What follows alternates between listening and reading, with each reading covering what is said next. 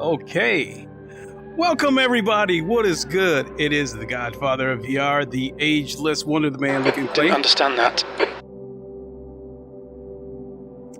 You know what? I didn't catch that. Let me fix this guy so he'll shut up. Repeat, please. So give me a second. I gotta fix this. You're breaking up. Say again, please. Phone.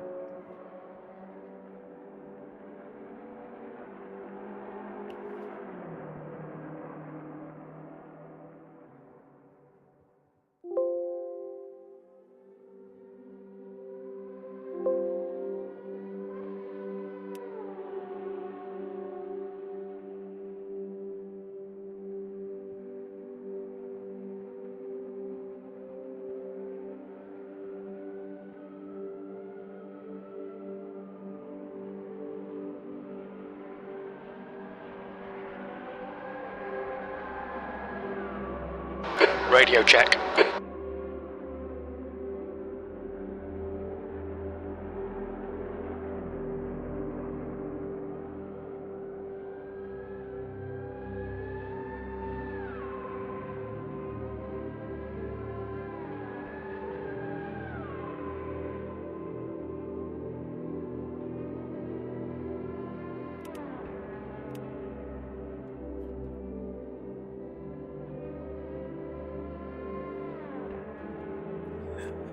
Okay, sorry about that, folks. I had to make crew chief shut his trap so I can talk. How's everybody been? It is the Godfather of VR, the ageless Wonder the Man looking clay, and we are back. Jeez, I've only I think it's probably been about 2, maybe 3 weeks since I last streamed. I actually did a GT7 stream earlier this week. I think it was Monday. I did like the daily race C that they had, but true to form, I went into that race. I streamed it. It was a 12-lap race, and I would probably say for the first 6 or 7 laps, things were going good, but the GT7 racing community did not disappoint. They eventually started racing dirty, and I got knocked off the track several times, and I did complete the race. I started 11th, and I think I finished 9th, but nonetheless, I was so disgusted by the dirty racing that I just deleted the stream. I just didn't want to put anybody through that. GT7 unfortunately gets harder and harder for me to play because I just cannot deal with the dirty racing. Same goes for ACC. In the case of ACC, they're more or less idiots than they are dirty.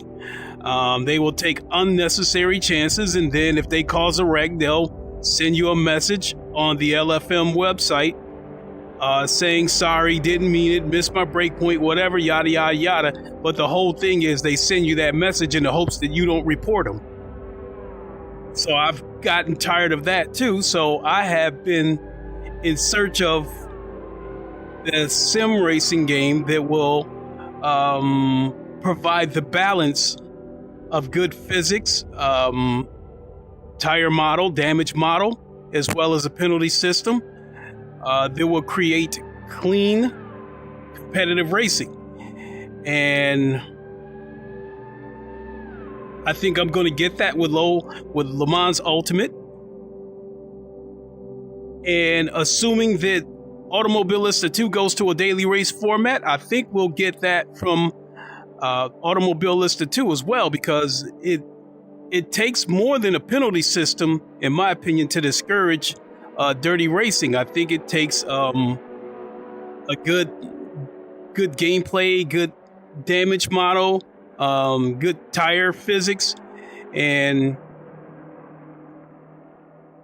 when it comes to all of those elements, I think out of all the games in my library, Automobilista 2 is probably going to be the best one because the game makes you pay for taking stupid chances. You lock up the wheels, you burn a flat spot into your tires, which ultimately affects the performance. Your wheel will shake. The car is going to drive slower. And then you have a penalty system that realizes when you make an illegal track cut and you gain time or gain a position from it, the game will order you to return that position or face a penalty. I think LeMans Ultimate does that as well. But I think LeMans Ultimate, you can burn a flat spot into your tires, but it's not as easy to do it as it is on Automobilista 2. I mean, in Automobilista 2, all it takes is that one time where you slam on the brakes and make that car travel, 100 meters or so with the wheels locked up. You're going to have a flat spot. So you have to be careful when you're doing a race where there's no ABS. And then not only that, the damage model with Automobilista 2, you can rear end somebody hard enough to severely damage your car. So out of all the games in my library, if they go to a daily race format, once all this IMS stuff is all set, because for those of you that's been keeping up in the sim racing loop,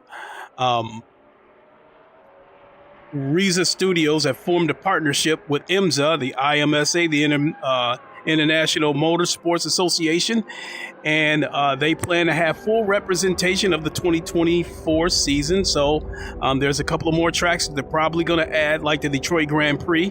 And what is the other missing track? I think it...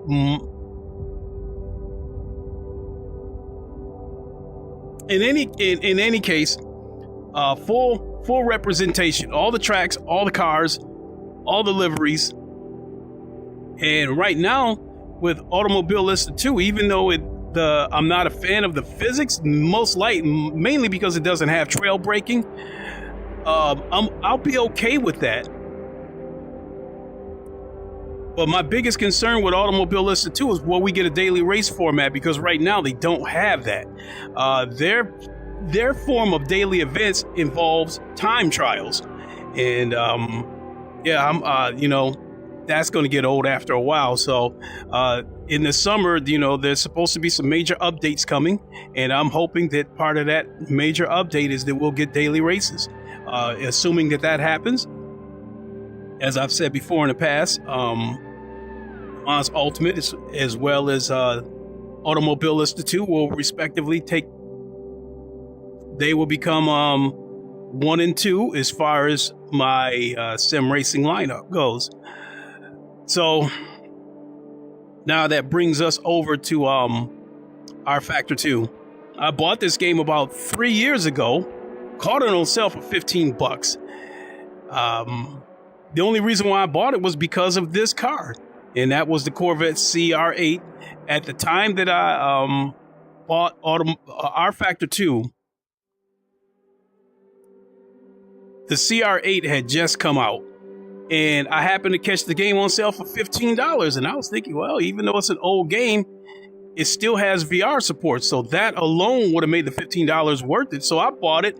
I jumped in there and I took a look at it, and my first impressions of it was not good. And I think some things to keep in mind is that by default, settings in this game are not good by default. You have to go in there and play with it. The other thing is, so it didn't give me a good first impression in VR. The other thing was, at the time that I bought Rfactor 2, I was stuck on ACC. I was pretty much stuck on ACC and Automobilista 2. Fact of the matter is, with ACC, especially in VR, initially it looks like dog shit. You need a pretty beefy PC to make ACC look good in VR. Hence, that started me down the rabbit hole of spending thousands of dollars to build my sim rig into what it is today, with a 3090, a 4090 in my PC. So yeah, I finally got ACC to a point where it looks on par with the other sim racing games in VR. It's not the best looking one, but it's a far leap ahead of what it looked like the first time I ever saw it.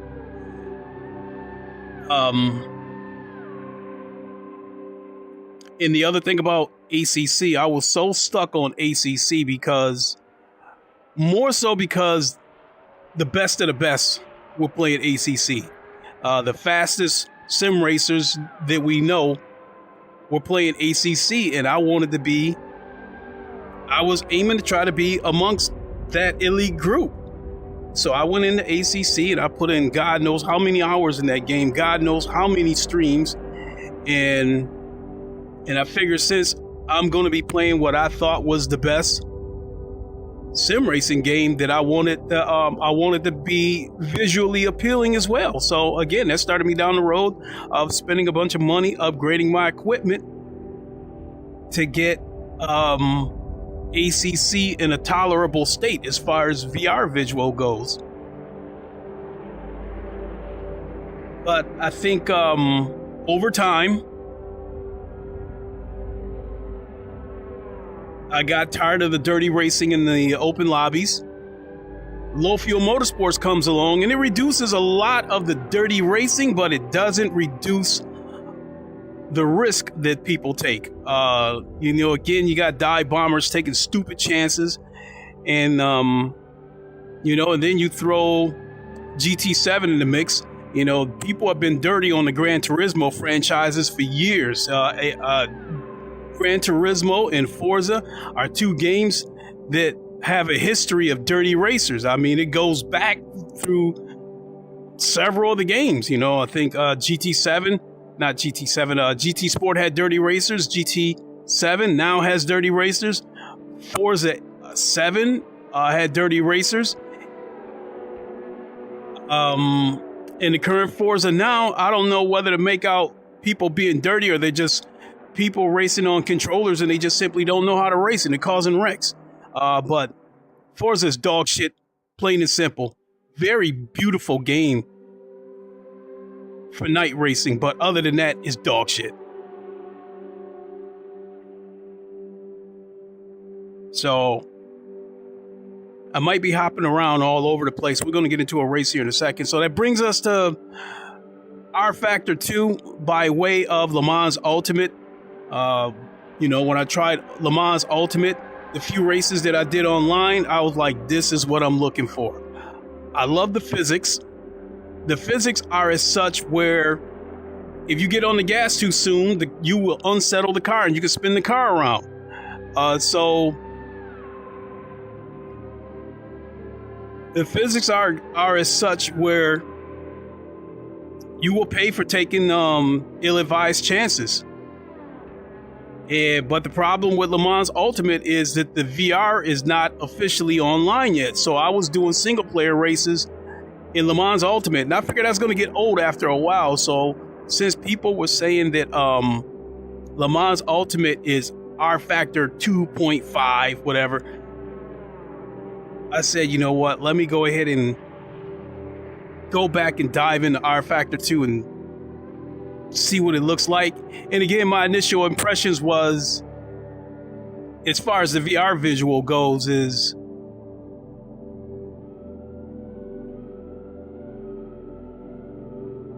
my second initial impression is that there was a lot of aliasing. But despite that, it still looked more polished than LeMans Ultimate. But then when I dived into Rfactor 2 and started playing with the anti-aliasing, let me see, we'll back out and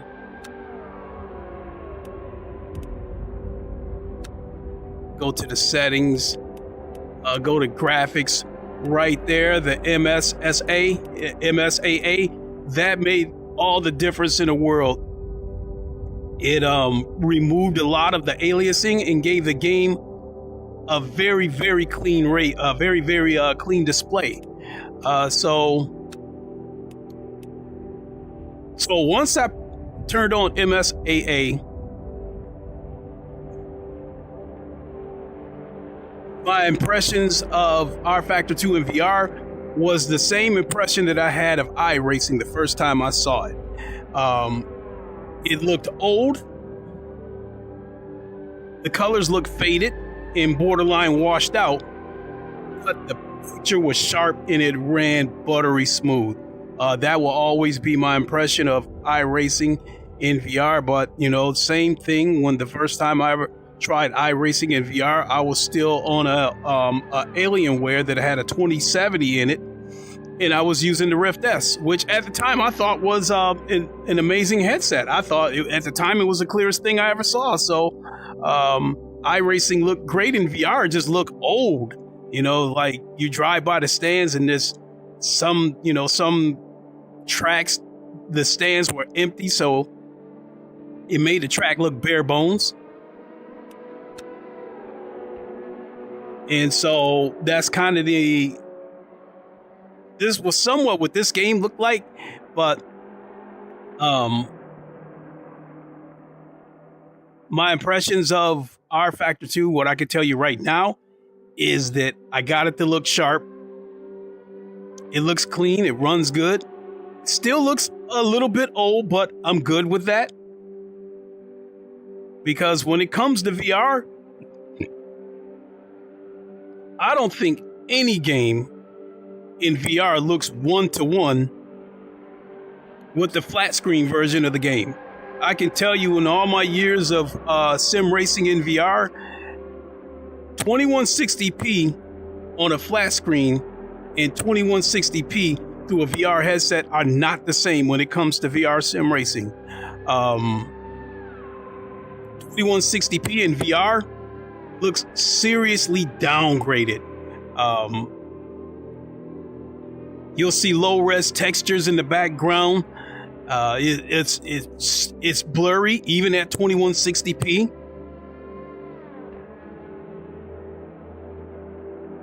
If you don't have anti-aliasing turned on, you see all kinds of glitter in the background. It doesn't look good. And you have to upscale the resolution or take it as high as you can natively. But if you take it as high as you can natively, it's going to suffer with performance. Super sampling, upscaling helps, but it still taxes the performance, just not as bad. So all that being said, I've got this game, especially through the OpenXR toolkit. Let me see what my resolution is through the OpenXR toolkit. You guys might see the menu pop up. So 2896. So it is running off the resolution of the Meta or the Oculus PC app.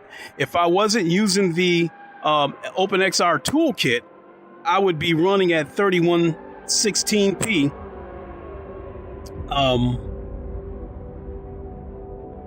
But it still looks good. It still has a sharp color. So I think I rambled on long enough. I think we can get ready to jump into some races. So over this past weekend, I've spent over $100 in DLC. I bought multiple tracks. Now the tracks are a little bit pricey. The tracks can run between $9 and $12 per track. Cars, I think, are okay. Cars are priced between $5 and $6 each. I did, however, buy the GT3 pack, which is it was 14 cars for $39, and when you break that down, that's about $2.70 a car. So I thought that was a pretty good deal. I bought all of the GTE cars. There's 6 to choose from. So you have this Corvette CR8, the Corvette CR7, you have the Porsche 911 RSR, the BMW M.2, GTE, and the Aston Martin. I'm missing one. So I got the Corvette, the Porsche, the BMW, the Aston Martin, and the Ferrari 488.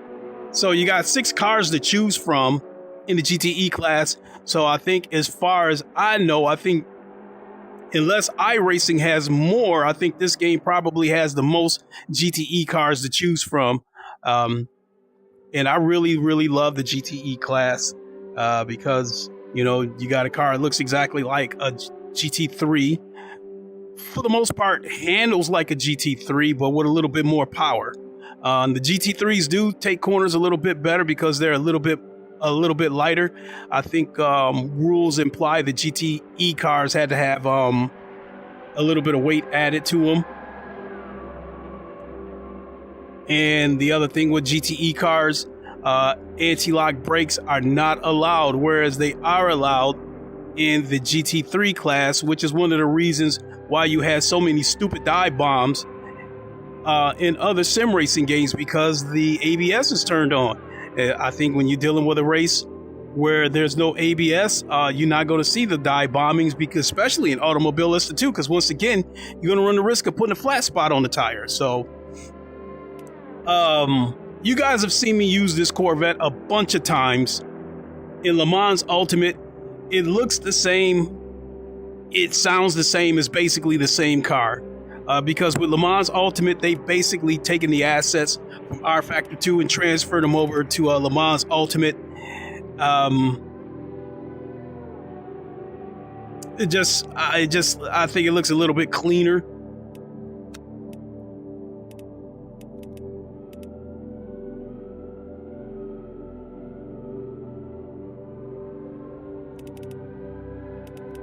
I've tried all of the cars. Let's do the Porsche. And the reason why I want to go with the Porsche is because Alfonso Carter said, "Sup Lincoln Clay." Fonzo, how you doing? Now in the GTE class, I've been wanting to do a video because the Porsche 911 RSR. You know, this car is available on several games. This is a GTE class car. This particular car, the GTE class of it, is available. It is available on LeMans Ultimate. It is available here on Rfactor 2.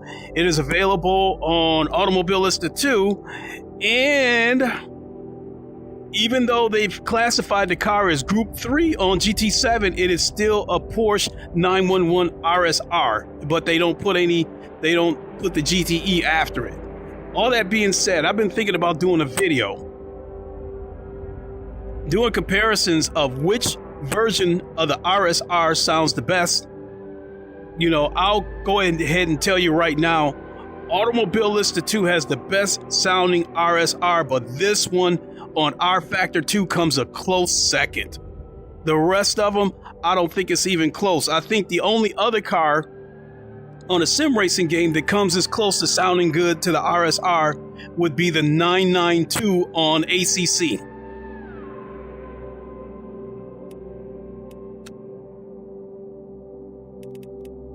So let's fill this up with GTE cars for the AI, and let's go ahead and jump into a race. So sorry that I went on and on and on, but kind of been wanting to explain to you guys where my head's been at the past couple of weeks, and then, you know, real quick, one of the reasons why I haven't streamed a lot over the past 2 or 3 weeks is because of the work schedule. I normally go to work at 6 a.m., but I've been going in at 5 a.m., and that may sound like it's only a 1 hour difference, but because I get up at 3:30 in the morning to get ready for work, I'm basically working a graveyard shift. And then, you know, I work 10 hours, and so I'll end up finally getting home at about 4:30 p.m. So that's basically been a 12-hour day. So as soon as I get home, if I sit down for 1 second and close my eyes, next thing you know, I wake up, it's 11 o'clock. I got enough time to eat and get ready for work for the next day and then get back into bed. So that's one of the reasons why you haven't seen me stream a lot. It's just, and then I work, honestly speaking, I work in a factory. I'm standing on my feet all day, so I am like dead tired when I get home.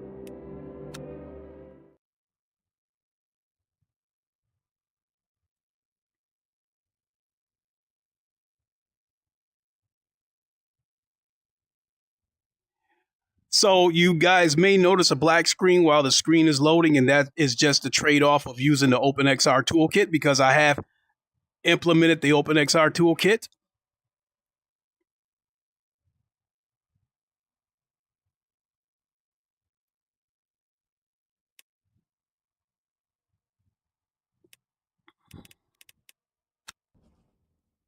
The track temp is 79. The air temp is 79 Fahrenheit. P7. Let's go. Understood. We're not going to change the tyres this time round.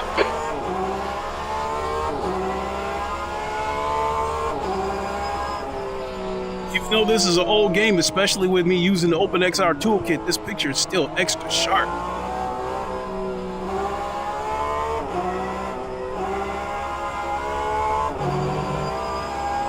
The one issue that I've been... Now, there is a couple of issues I still have with this game. One is there's no track map. Also, no HUD inside the car, so I can monitor tire wear and that kind of stuff, so I have to kind of rely on the crew chief to tell me what's going on there. Track map, I can get past that, especially when I'm racing on tracks that I already know. That's not a big deal. But the one thing that has been a big deal is some of the issues that I would experience with my wheelbase, because I've been experiencing what I think is clipping sometimes, where I go to make a turn and I turn the wheel, but the inputs are not what I'm seeing in front of me isn't matching how far I'm turning the wheel. So it'll almost have that moment where it feels like the wheel is disconnected for a split second, and then when it finally reconnects, now it throws the car all over the place, because now it's trying to get in sync. That's what it feels like. And I don't know if you guys just saw that. I just had a little micro freeze right there. That's an issue too. So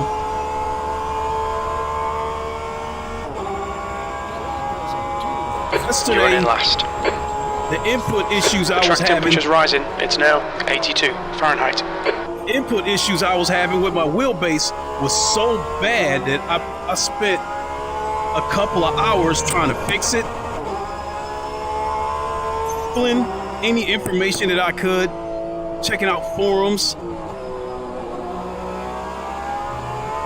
One of the things I found out is you have to keep the car on the track, because if you go off the track onto these rumble strips, it makes the wheelbase go crazy. Look. So yeah, it'll make the wheelbase go crazy if you go off the track. So you can go on the edge of the track, but like you can't abuse all of the track in this game like you can on ACC. I mean, like with ACC, you can damn near put the car in the grass and still keep it under control, which will, like right there, it just went crazy when there was a freeze right there. So that is the issue.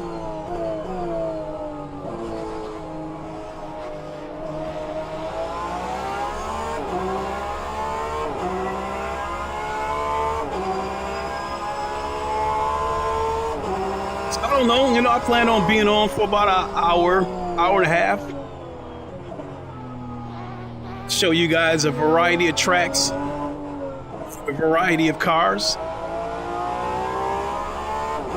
This game does have a lot of tracks. Out of the box, the game comes with a decent amount of tracks, but like I think the leader has just done a 150.36. Not really well-known tracks.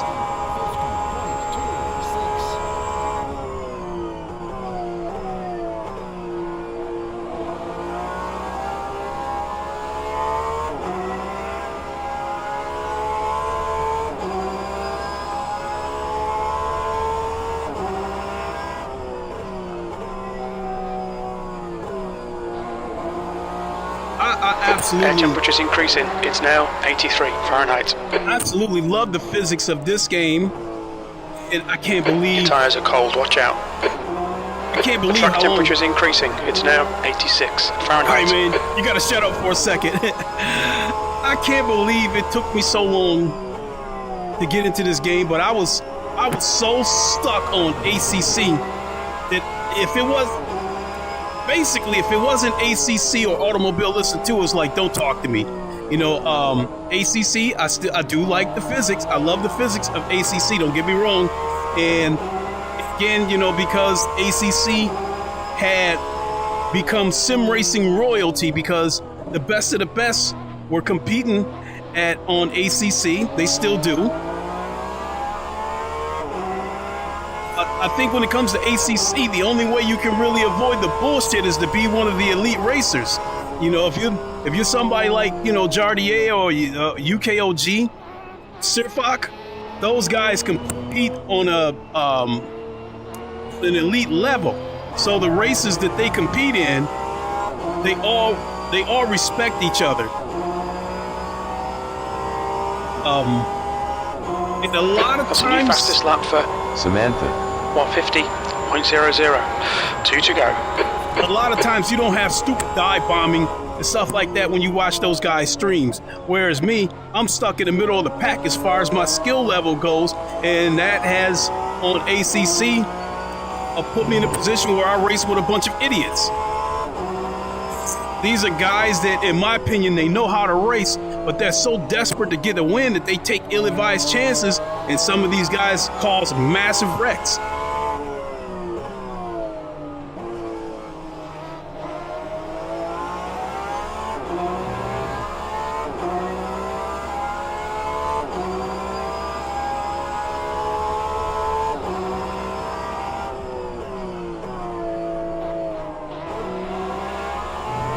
Ooh. One of the things I love about this game, in LeMans Ultimate, physics of those games have to be patient.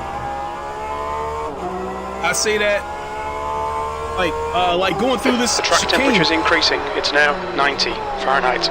chicane we're about to go through right here. You have to be patient going through it. If you step on the gas too soon, that car is going to rotate. It's going to spin around. Okay, Link, you need to pass this track. You're losing too much time. Physics of ACC, along with ABS and traction control, basically puts people in a position where they come into the corner as late as possible and then try to smash the pedal as early as possible. And so that creates a lot of dive bombing. I think, and it creates a lot of people trying to squeeze their way through corners.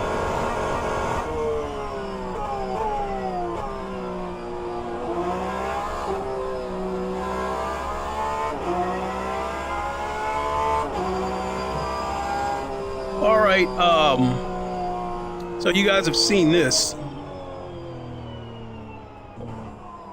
So what I will say, Sector 1 is yellow.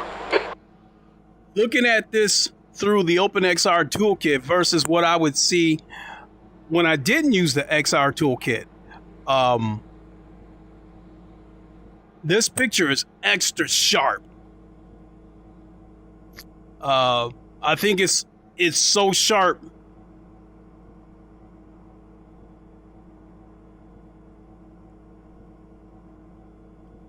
that I think like the super fine details in the back, you know, you could even see the image trying to show you the super fine details in the distance. When I'm not using the OpenXR toolkit, the picture looks good, but it has a smoother look to it rather than a super sharp look. So like just inside this car is just razor sharp. So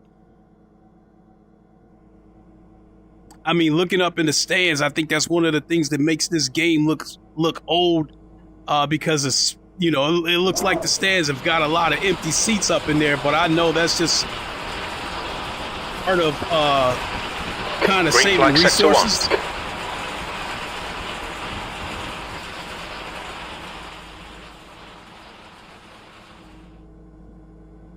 Like, even though they're 2D cutouts, I don't know, this stand right here looks full, and that's probably because there's not as many rows on this stand as it is over there in the distance.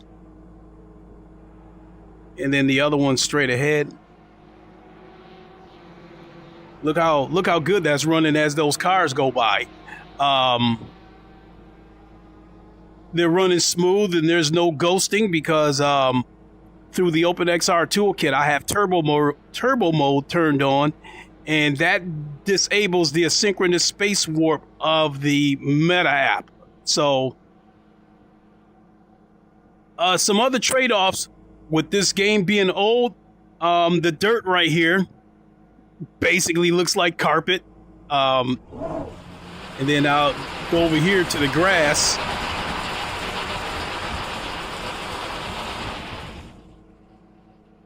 That's all carpet right there too. In the past, something like that would bother me, but it doesn't bother me. It doesn't bother me anymore because when it comes to sim racing in VR, the track temp's increasing. It's now 93 Fahrenheit. There's two things that I'm concerned about: sharpness and aliasing. Because I think if you got a blurry picture with like terrible aliasing, like glitter all over the place in the background, that's what makes a game look old. Even a new game would make it look old. So even though this game still looks old, the picture is great. And then, like, speaking of the situation with the grass, it looks like carpet. That doesn't bother me. You know, the newer games, like ACC and even GT7, when you put on the VR headset, you still see a green carpet, but at least there's blades of grass. And then that's the other thing where VR is not one-to-one with flat screen, because like ACC, even GT7, there's grass there. It doesn't look like green carpet. It looks like grass is there. Whereas once you put on the VR headset, you know, they had to strip out some of that shit to free up resources. And so you've got green carpet. And in the case of like ACC and GT7, you have a green carpet, but you still have a few blades of grass there. I think F122 and F123 are the only games that I've played in VR where the grass is grass and it doesn't look like green carpet. So let's go to another track. Let's go to Long Beach.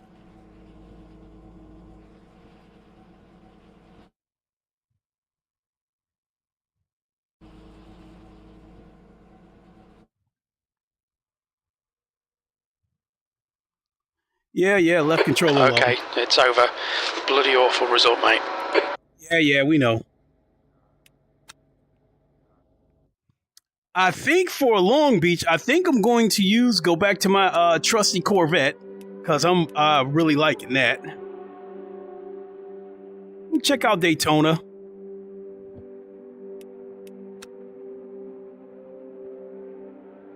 Autodrome.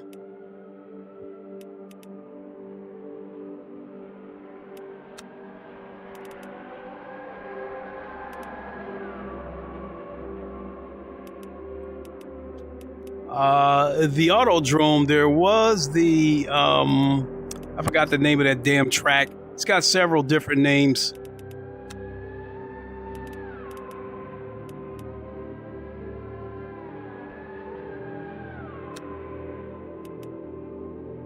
(2018) Amola, Indianapolis. Nah, like that's not a track that it doesn't really do that much for me.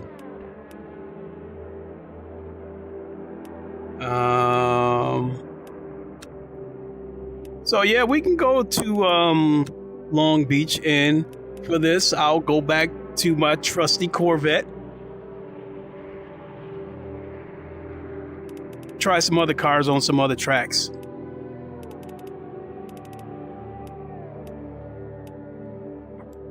And we'll take a look at a couple of the GT3 cars. I'll tell you right now, like GT7. I think one thing that is a slap in the face to GT7 racers is that Liffity Digital pretty much doesn't have that many new cars. They're still using old cars on a new game. What I found with GT7 that I feel is a slap in the face to everybody is when it comes to the new cars, they're more or less putting the production cars on there. A brand new Bugatti, a brand new Audi, street cars, the production cars. And what that does is the casual racers that see that $4 million Bugatti, especially if they got a PSVR 2 headset and they want to experience driving that Bugatti in VR, well, that $4 million, that's a lot of credits. So the easy route would be to spend like $20 in real money to buy in-game credits to buy that Bugatti. But as far as the hardcore sim racers go, they're still using cars from 2015, 2013, and they're not, putting that many new race cars on there. And I think that's because a lot of the hardcore sim racers on GT7 are not car collectors. They're not going to be buying 50 different cars a week. They've got their 2 or 3 cars that they like to race with, and that's pretty much it. Whereas car collectors and the casuals on GT7, they want as many cars as they can get their hands on. So that's where those are the target people for the microtransactions.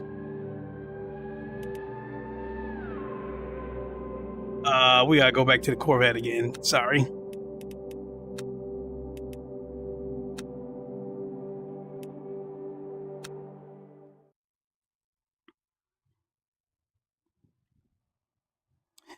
I think so. Long Beach, not too many sim racing games have that track, to my knowledge. I think the only other game that I know of that has this track would be Automobilista 2. I wouldn't be surprised if iRacing has it, but a lot of times I don't like to include iRacing because of the subscription model. That's why I don't do iRacing. It's bad enough that the content on there is kind of expensive. Tracks can cost $15 and up. And then you're still paying the monthly fee, the subscription. I think it's like $10 to $15 a month.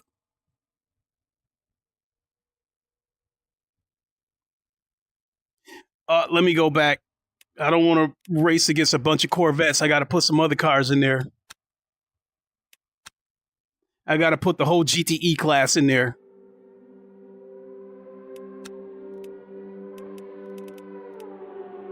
I hate that it doesn't do this by default, that I have to go in there. Well, I guess.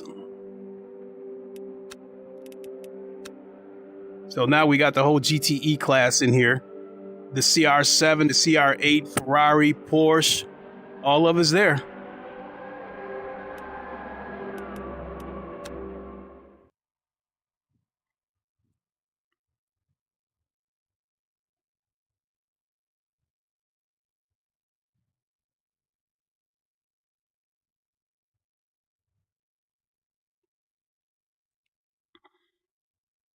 After this race, we're going to take a break and take a look at the daily race format over there, because it's pretty much exactly what you're seeing on LeMans Ultimate. And I'll show you guys why I think this can be the game that will get me by until LeMans Ultimate VR is online. And that's basically the biggest reason why I haven't really been streaming LeMans Ultimate, because the VR isn't ready to go online yet.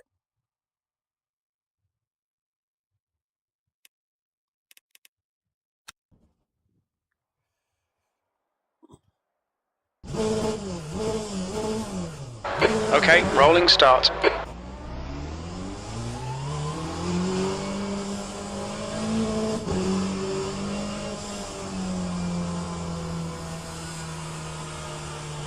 Race car speed is 56 miles per hour. We'll check out Daytona with one of the other GTE cars. I don't know, maybe the BMW. or the Aston Martin.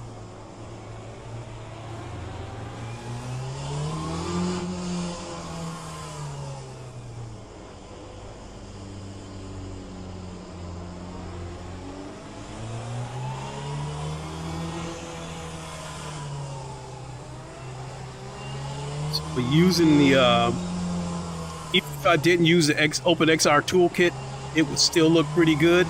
But with the help of the OpenXR toolkit, the sharpness up close is just is remarkable.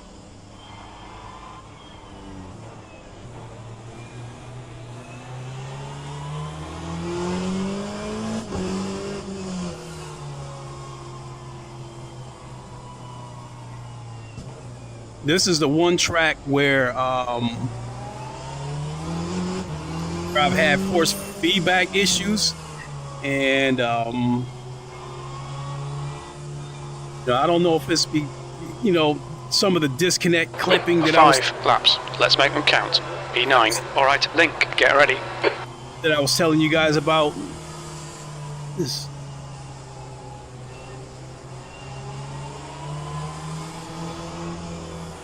But I guess these tracks on this game at the time were laser scanned. The safety car has just left.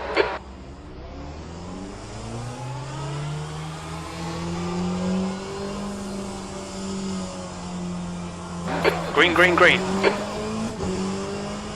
Copy that. No tyre change at the next stop. You can feel every bump on here.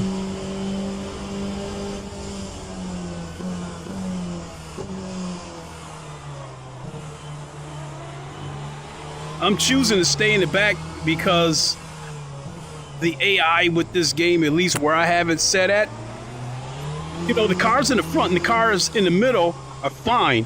The problem is that last car in the back dive bombs.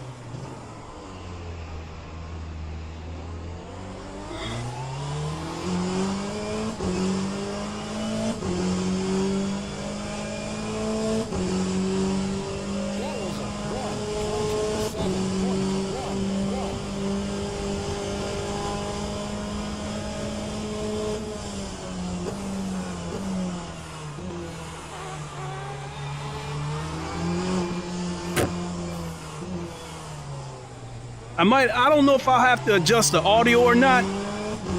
That's barely a scratch, mate. Just ignore it. But the other cars don't seem to be very loud. It's the same way with ACC.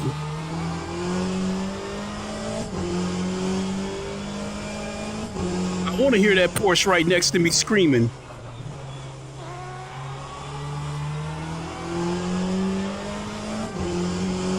That is one of the good things about like GT7.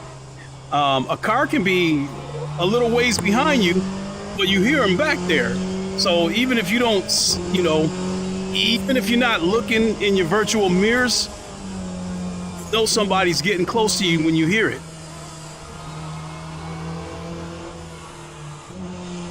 Games like ACC, you can virtually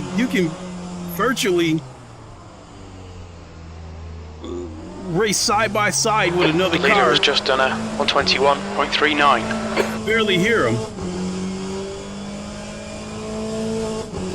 Sector 3 is 1.1, off the pace.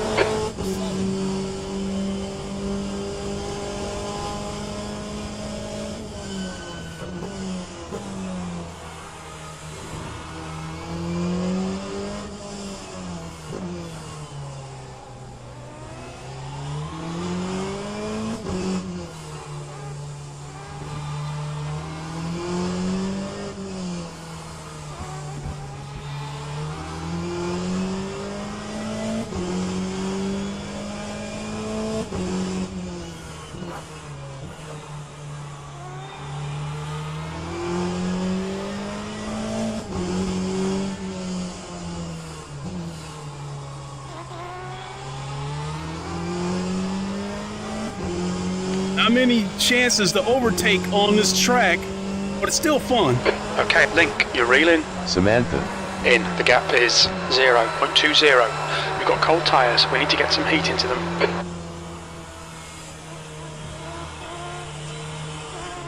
If this was an online race, I'm convinced that I would be able to work my way up, because a lot of people they're going to take ill-advised chances and they're going to spin out. 2 laps left.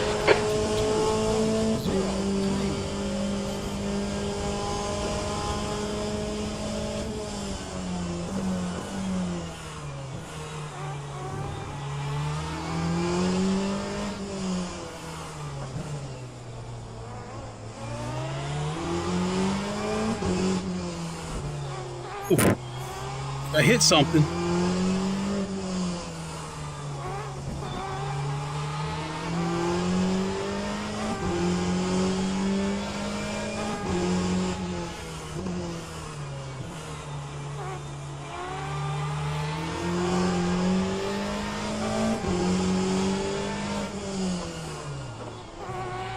I touched and didn't mean to.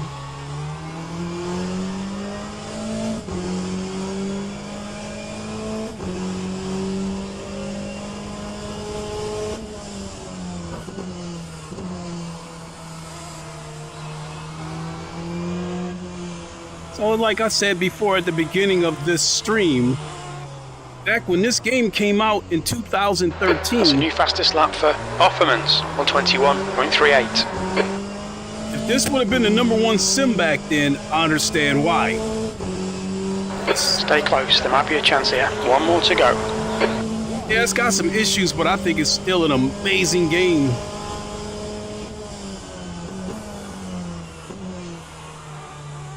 And, you know, I feel stupid that I'm late to the party. But you have to keep in mind that 2013, when this game came out, that's the same year that the PS4 came out. And having a PC was the furthest thing from my mind. For one, I didn't think PCs were user-friendly and they were expensive.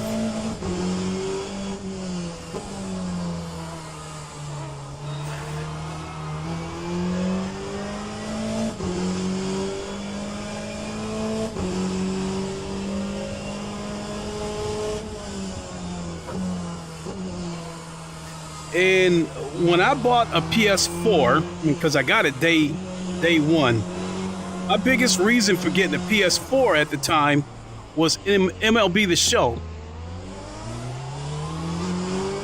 I got turned on to that game on the PS3. Shit result, mate. Hard luck. All right, let's go to Daytona.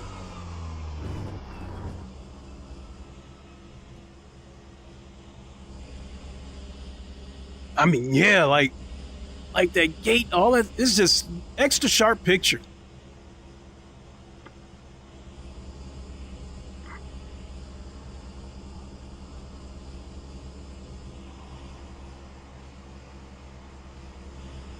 Extra sharp picture.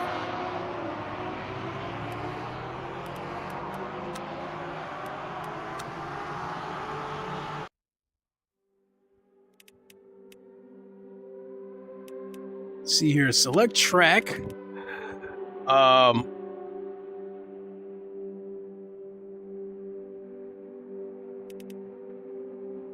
We did Imola.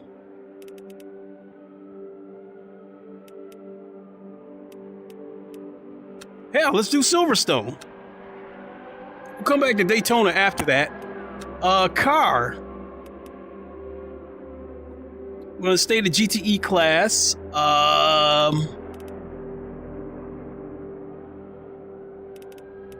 What do they got for Hondas? No, they don't have a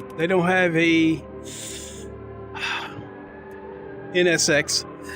Let me see here. Do I go with the Ferrari or go with the Aston Martin?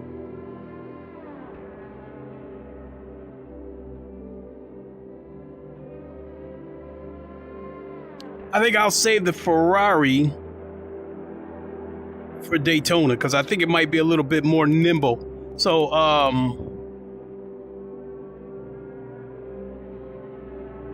let's go with the BMW M8 GT3.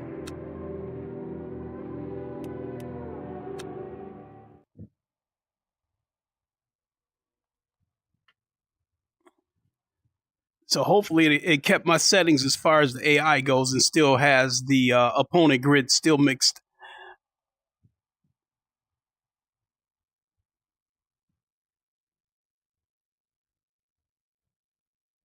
While the screen is loading, let me give a couple of shouts out. One is to, my boy Craig, Craig Harris. Also, I was watching his stream, and big shout out to Corey Massey. I saw him in the chat. He's been a supporter of this channel for quite a while. Big shout out to him. He gave me and J-Dub, my boy J-Dub, shout out to J-Dub. He gave us a mention and said that, after watching me and J-Dub stream, that prompted him to want to go drop some dough and go get a full-blown setup. So, he has a rig, wheelbase, load cell pedals, and he races on PSVR 2, GT7. Absolutely love it. So shout out to all of them, Corey Massey, J-Dub, Craig Harris. Big shout out. Appreciate it.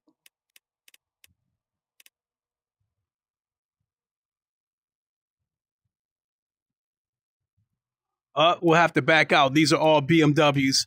So we'll have to go back and put the whole GTE class in there again.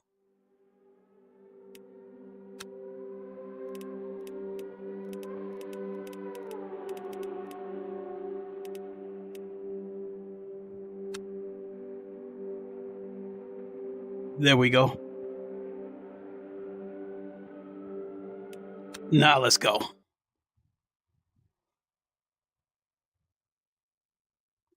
So we're at Silverstone. This M8, I think, is actually somewhat slow because I took it on Circuit de la Sarthe, and I was struggling to keep up with the other cars.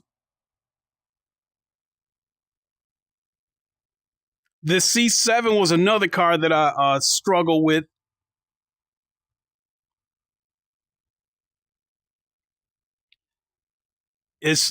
So actually, I think the C7, maybe we'll take that on Daytona and take the Ferrari on the Spa.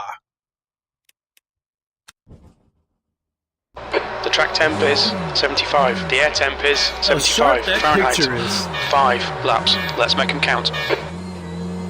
Go, go, go. Copy that. No tyres at the next stop.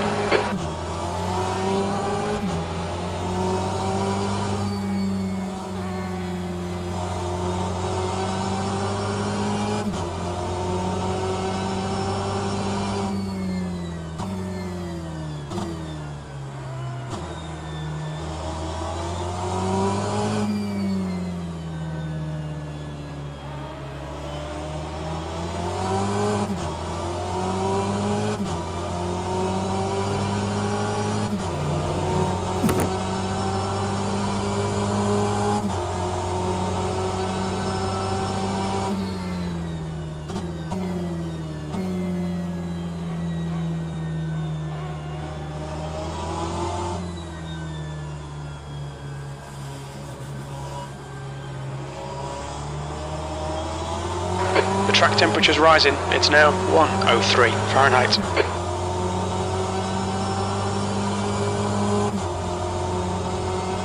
Force feedback is a lot stronger with this car.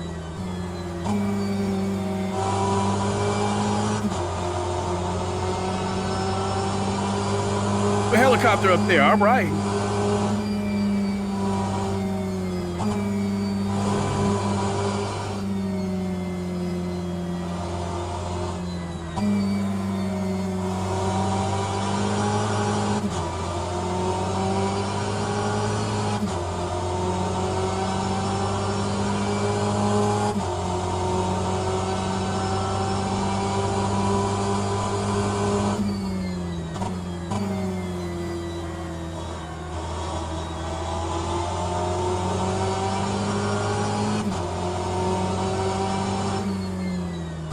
Air temperature's decreasing. It's now 71 Fahrenheit.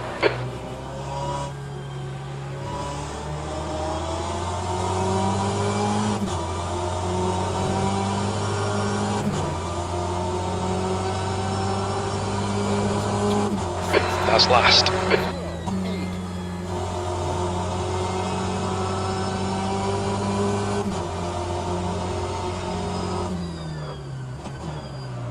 Whew.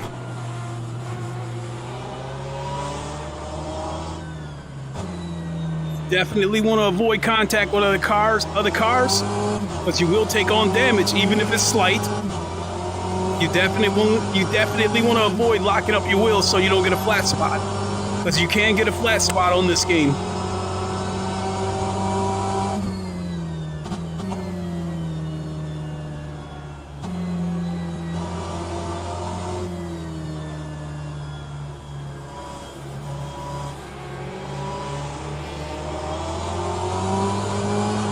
Left side.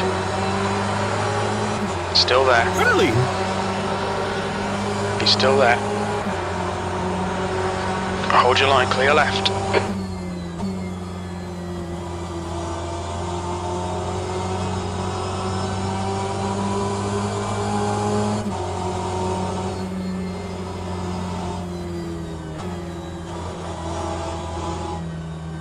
Ooh, there it is. Like, the wheel just went crazy. The car's going one way and the wheel went the other way. So that's part of like that.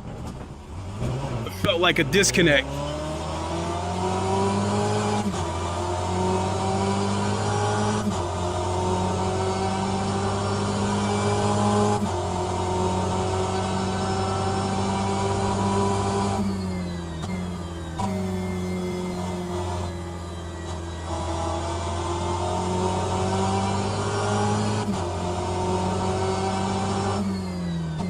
The leader's just done a 204.14.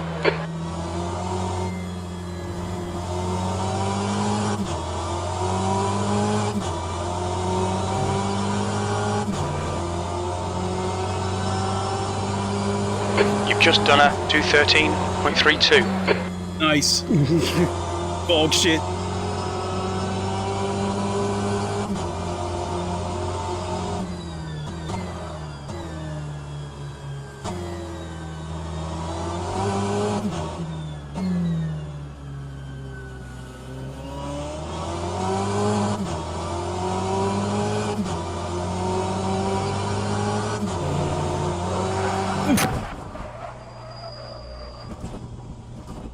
Yellow flag in sector 1. Oh well. We can go ahead and hang it up and move on to the next track. Tiny bit of aero damage, just ignore it. Yeah. Look at that carpet. Yes, I know my controller batteries are low. I'll get to it when I get to it.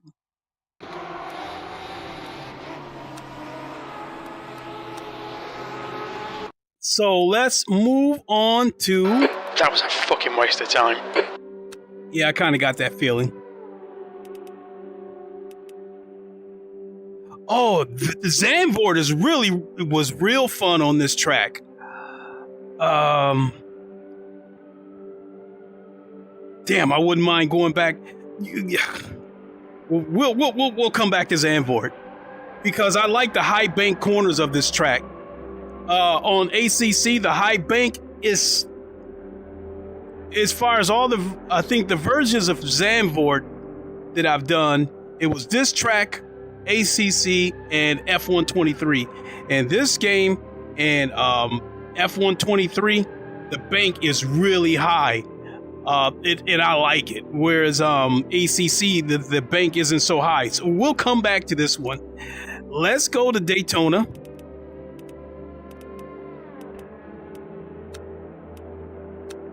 Through the road course.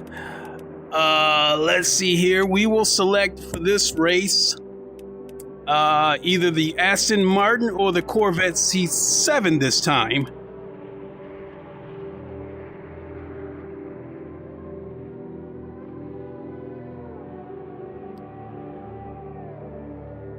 Let's try the C7.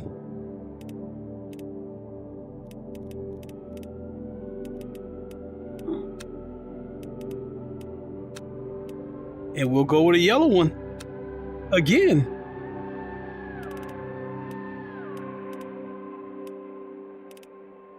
A lot of different liveries. Oh, shit. Forgot to set it to the GTE class. Got to back out.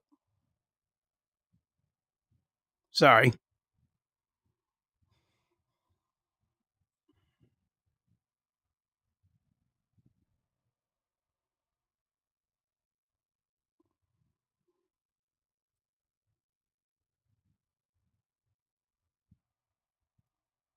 So I meant, again, we'll, after this race, I'm not going to do a daily race, but I'll show you the daily race format and show you what race that I'm thinking about jumping into. And that will explain why I spent over $100 for DLC. Is basically so I can make sure I'm covered to have whatever car I need for the daily races.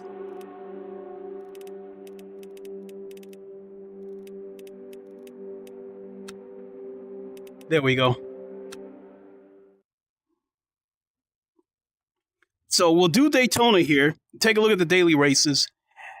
After that, I think we'll go to Spa and use the Ferrari on Spa, and then go to Zandvoort and come back to my CR8 for Zandvoort.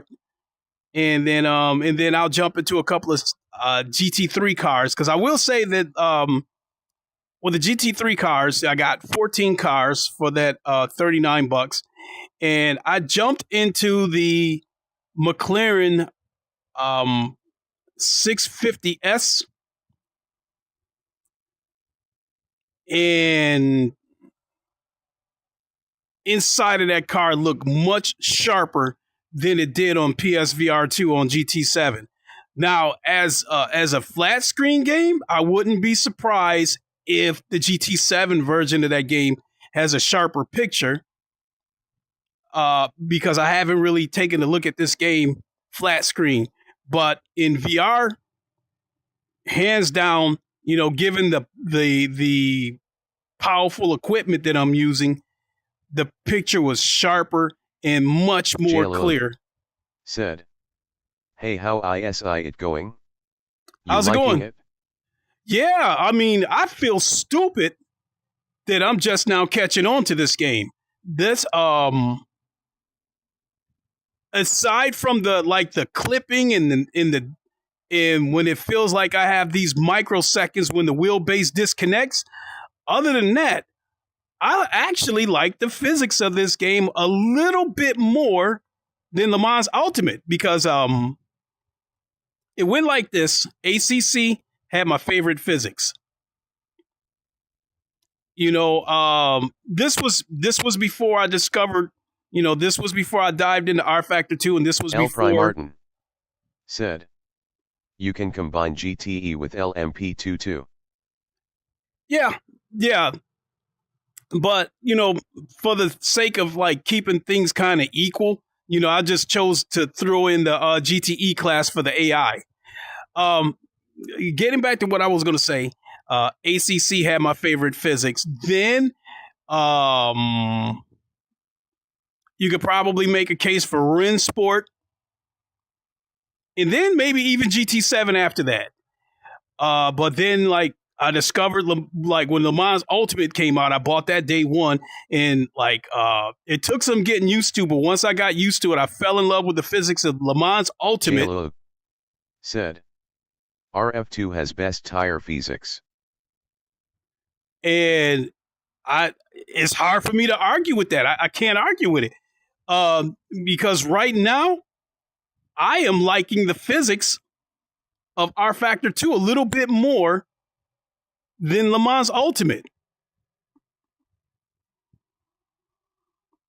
The physics of LeMans Ultimate, I do love it. But it can be a little bit twitchy, creating some slight oversteer at times. Whereas this game, I don't feel like the cars are as prone to oversteer as much as LeMans Ultimate. But I think hands down, this 11-year-old game probably has the best physics that I've ever experienced. I love the physics of this game. So if you want me to start from the top, as far as physics goes, in terms of how the cars handle and that kind of stuff, I would probably say maybe Rfactor first. Rfactor 2 is the best, at least for me. At least I like it the most. Then LeMans Ultimate, then ACC. Then maybe it's a tie between Rensport and GT7. Then Automobilista 2, then Race Room. After that, you can throw in a mix of other shit, Project Cars 2, whatever. But I can tell you that Forza is at the bottom. The physics is absolute trash. Where you go into a turn and then the wheel the feedback just drops off and the car goes into a severe understeer. You're like right off the track. The physics of Forza is absolute trash. But to their credit, they do have the best looking night races. Oh, look how, whoa, look how sharp this is. This is a rolling start. Move it, Bree.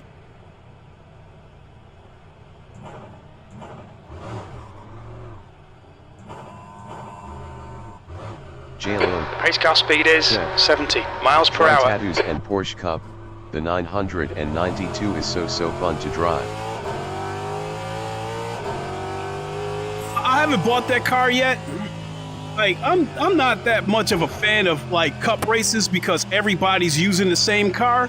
I always like different cars because different cars have different strengths and weaknesses. So, you play to your car's strength. Try to attack the other car's weakness. Said, BTCC are fun too. So that's where I'm a little bit discriminate.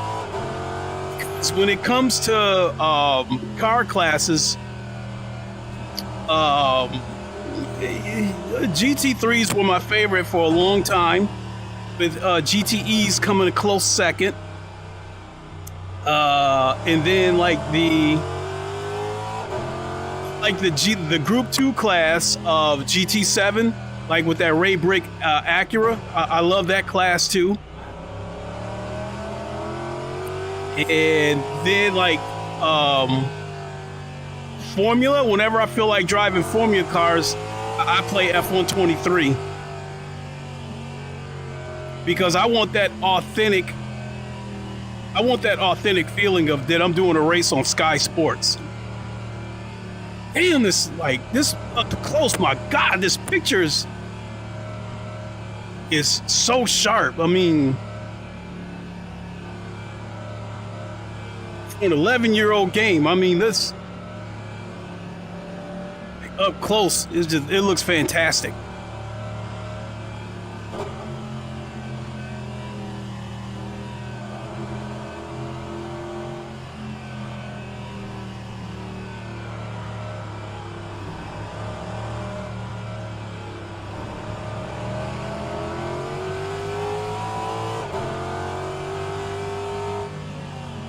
The track temp is 77. The air temp is 63 Fahrenheit. P10. It says allow Bree Emmer to pass? Well, shit, you should have got your ass up there.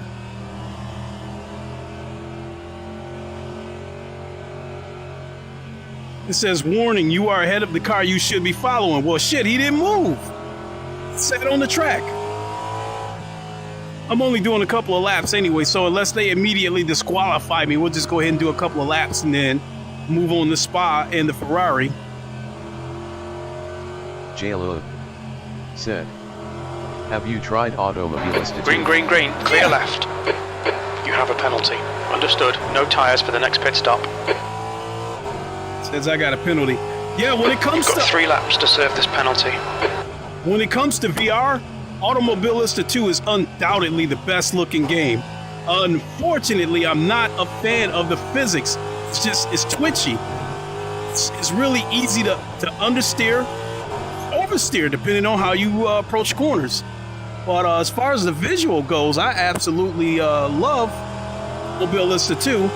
And as I was saying at the beginning of the stream, once they get done with this huge IMSA update, the IMSA, because they've formed a partnership with IMSA, they are planning a huge update, and I'm hoping that part of that huge update is they will finally start getting daily races, because Automobilista 2 doesn't have daily races, they have time trials, which, you know, how much fun is that?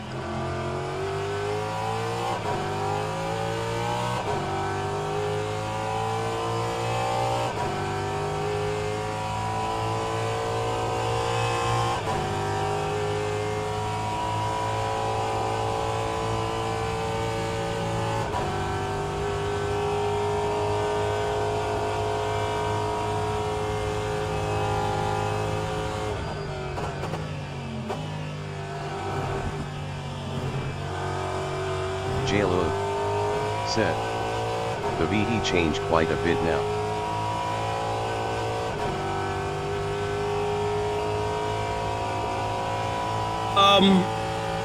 You're still referring to Automobilista 2?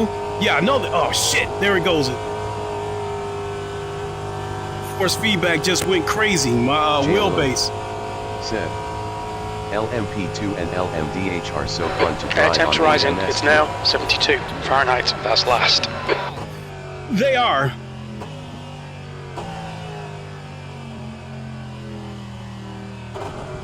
Wheelbase was just going nuts.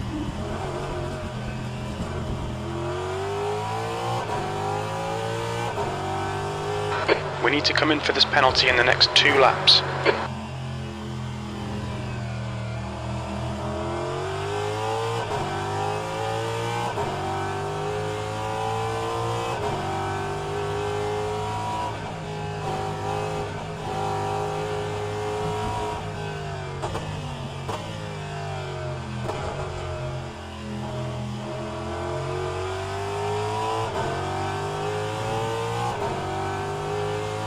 One more lap. You know the wheelbase is going bonkers on me.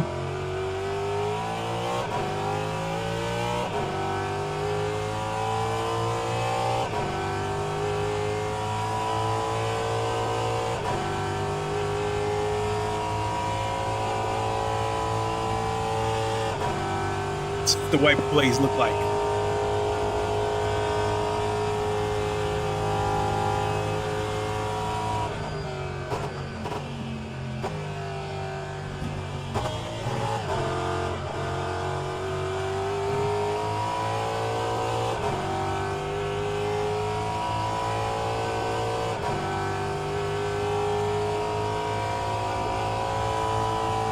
The leader has just done a 147.35.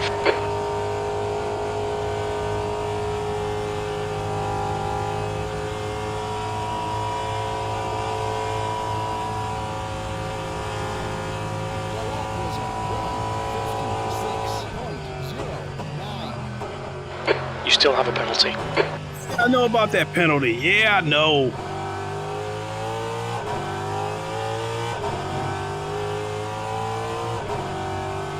Okay, let's head on over to Spa and break out the Ferrari.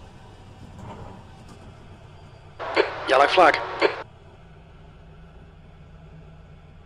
Yeah, that picture's, like I said, up close, the picture's just as sharp as any other game.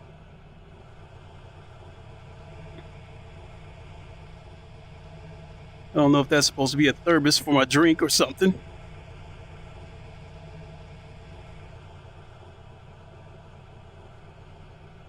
Yeah, let's go ahead and check out Spa with the Ferrari.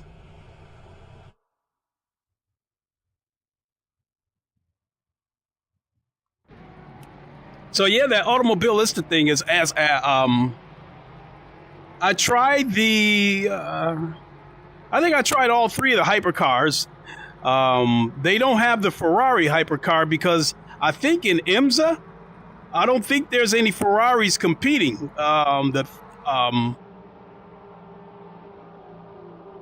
but anything that's missing, because they plan to have full representation of IMSA.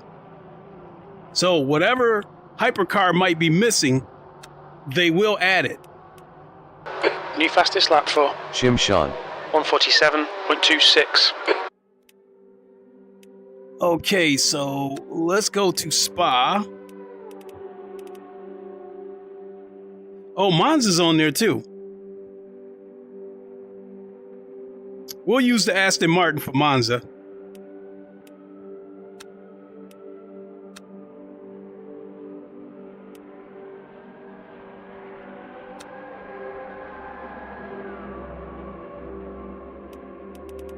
Select car. We will go with the Ferrari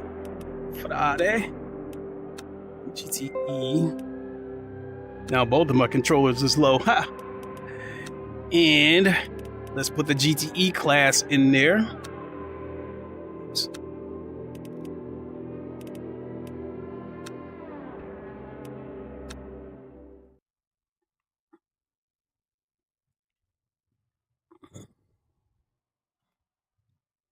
We can use the Aston Martin for Monza. Come back to Zandvoort from a CR8. And then we'll jump into the one. Damn, I said we would go take a look at the daily races again. Guess I'm just hopping in the car after car, track after track. I'm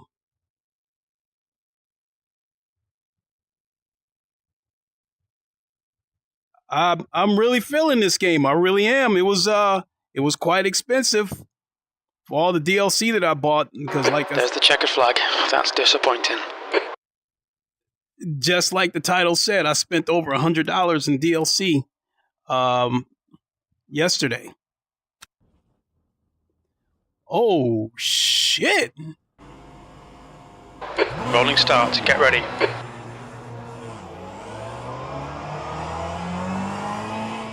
You need to catch up to the guy ahead. P7. 5 laps. Okay, mate, get ready. The pace car speed is 55. On your left. Go, go, go. Clear left. Understood. No tyres for the next pit stop. Car left. Hold your line. Clear left.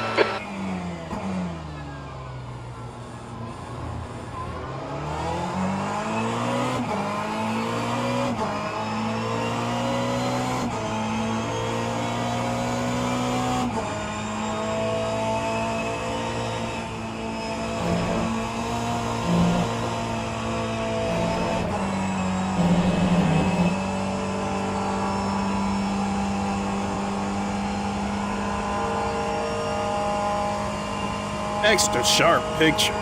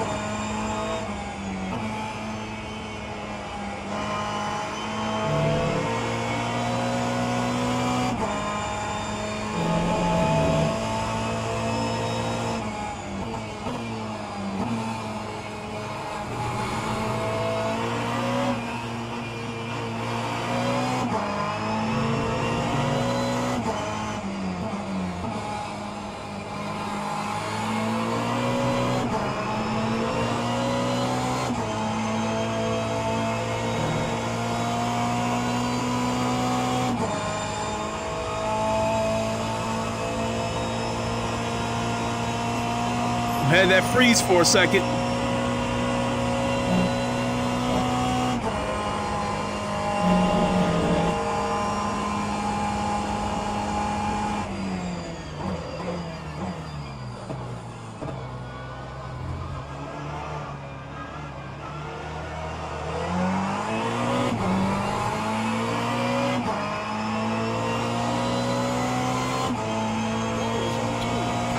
You're last.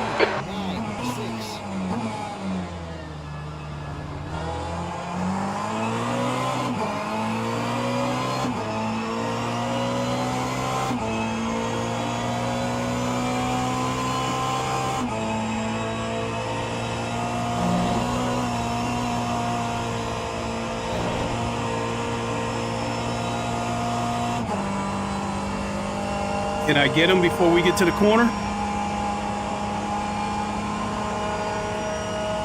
Left side.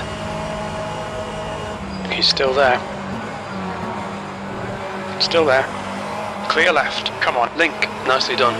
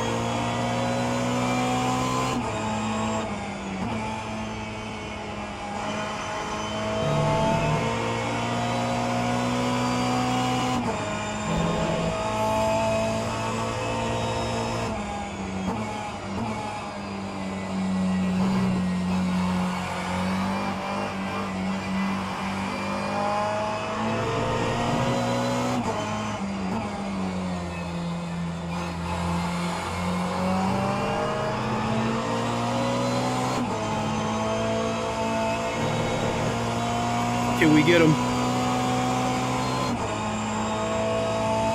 He's probably gonna block me. Right side. He's still there. Still there. Right side's clear.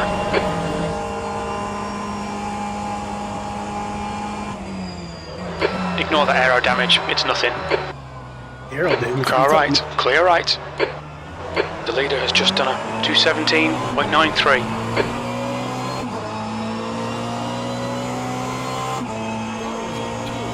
Stay on it, this isn't over yet. 8th place.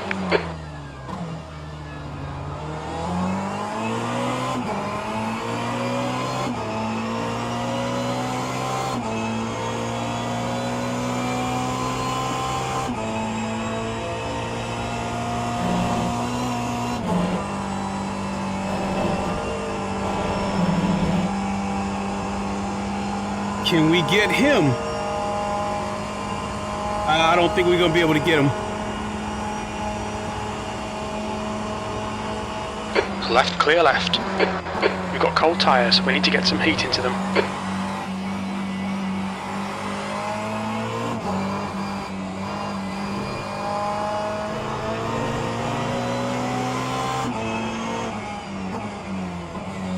Left side. Clear left.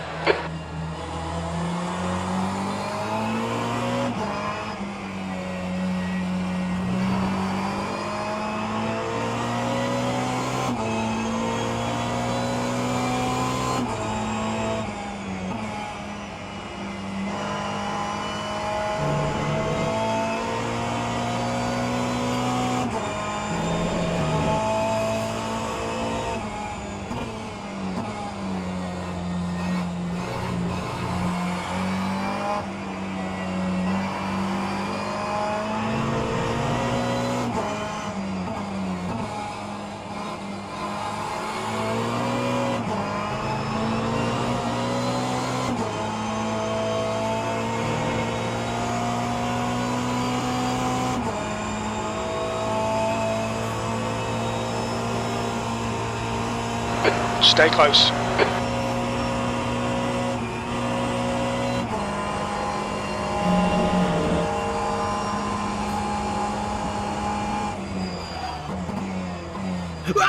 Car right. Still there, you're in the middle.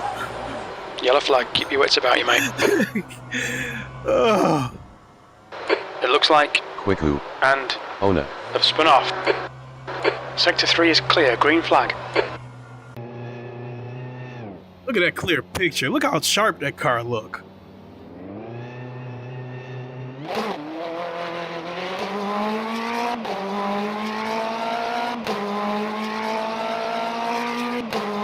Two to go. You're running last.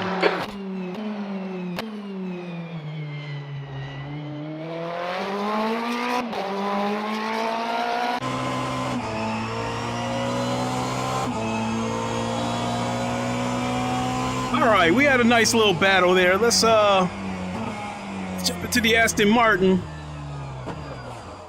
Yellow flag in sector 1.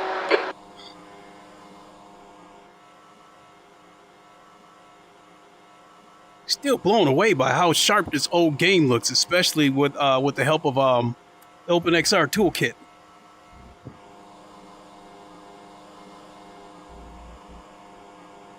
Holy shit! Look at that. Just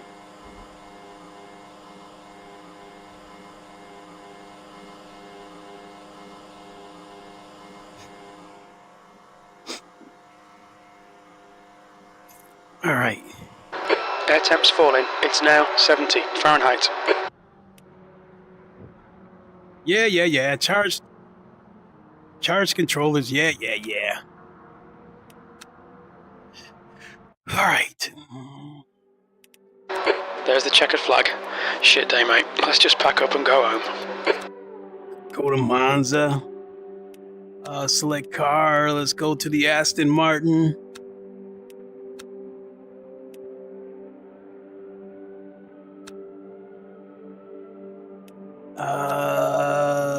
Let's go to put the GTEs in there. And let's go.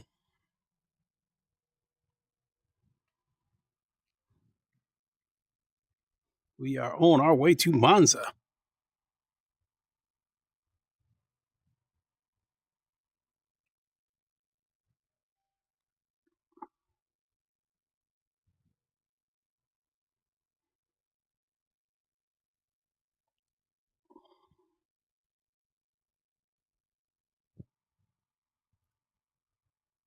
Mm, 71%. So, like I said, that's the trade-off of using the OpenXR toolkit. Rodney Wheeler said, "Salute Link." Salute, Rodney. How you doing?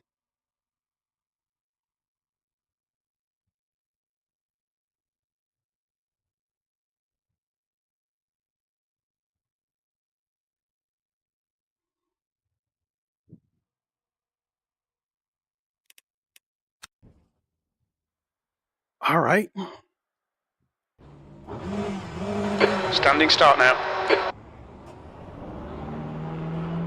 The track temp is 86. The air temp is 86 Fahrenheit. P3. Go. The car was rolling backwards. Clear all round. Copy that. No tyres on your right. Right side's clear.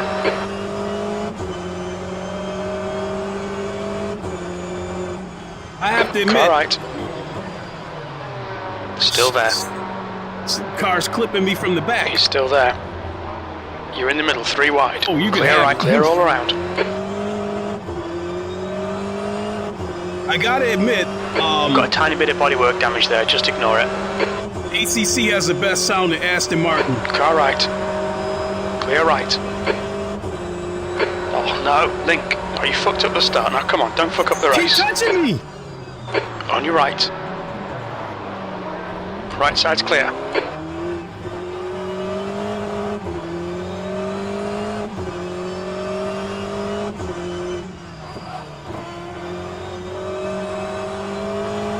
The track temp's increasing. It's now 110 Fahrenheit.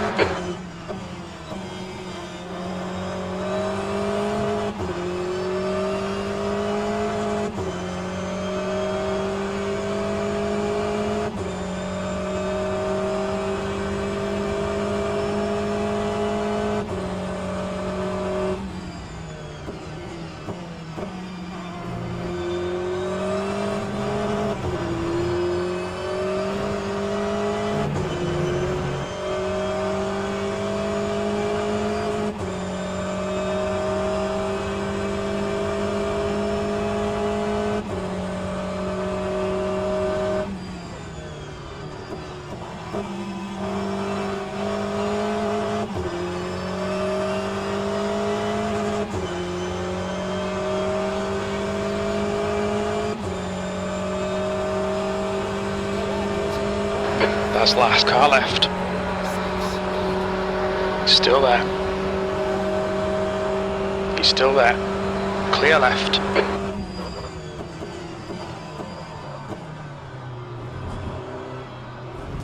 God damn, the force feedback. Oh my We've got god. a cut warning. Keep it tidy. Please blink.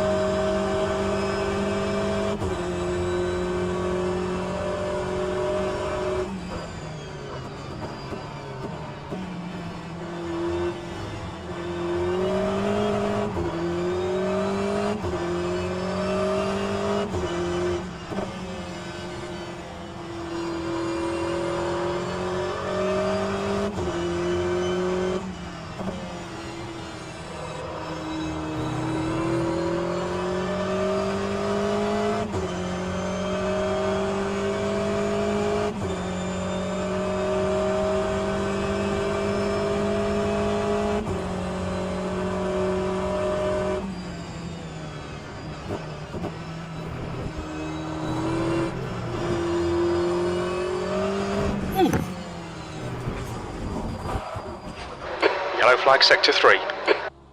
Yeah, the wheelbase just went crazy, and that's the problem. Wonder if this thing is in need of an update.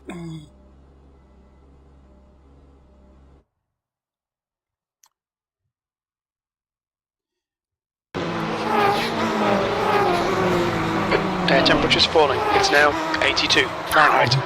The leader's just done a 151.40. All right, let's go to Zandvoort and let me jump back in the Corvette for this one. Then, That was a fucking waste of time. yeah, I figured that. And we'll take a look at one of the GT3 cars. Actually, we'll jump back into the McLaren 650 just so you guys can see how much sharper it is than the PSVR 2 version. Which one of these? Nah. This is the one we want. Select car. Got to get back in my Corvette.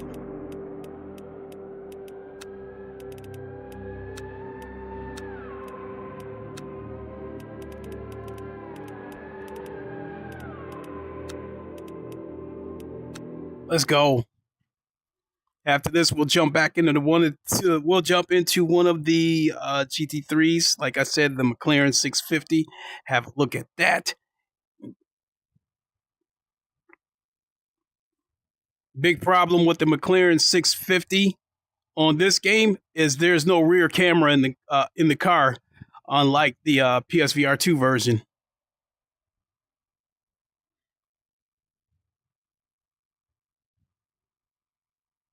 All right, we are at 87% loading.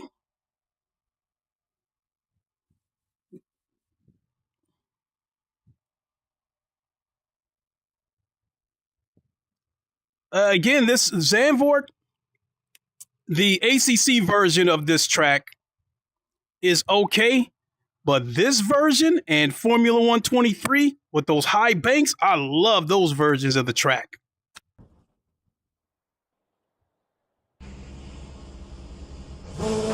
Okay, standing start. We're starting from position 8, row 4, in the right column. The track temp is 77. The air temp is 62 Fahrenheit. 5 laps, make them count. Green, green, green.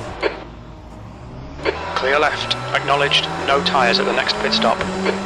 I'm letting him go because he'll clip me. Car right. Clear right.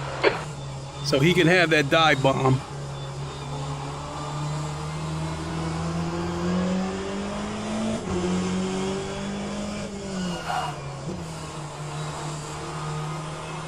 Look at this high bank right here.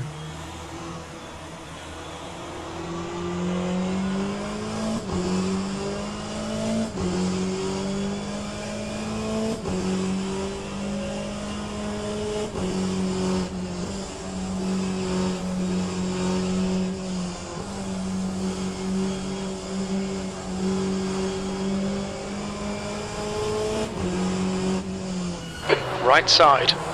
Clear right.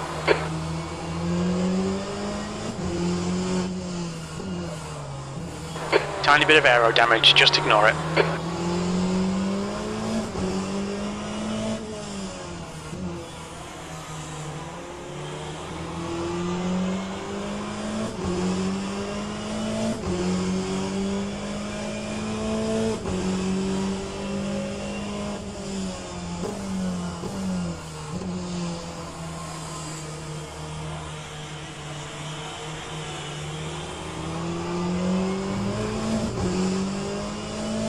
Check this high bank out.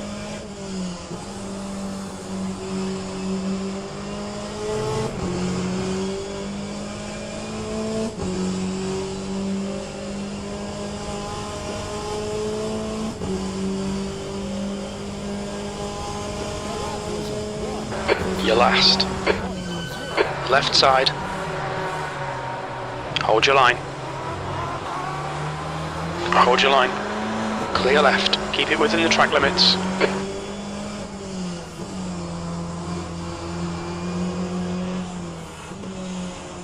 Car right.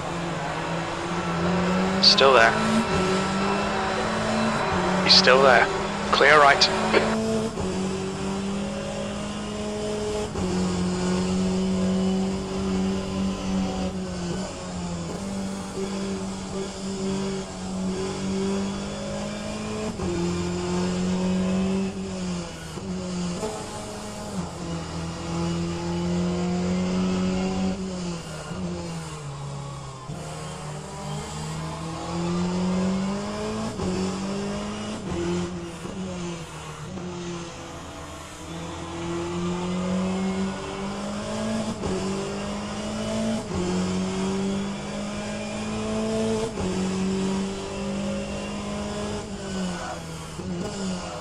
Oh, I forgot about, you have to hit that crest at a certain angle to avoid lockups.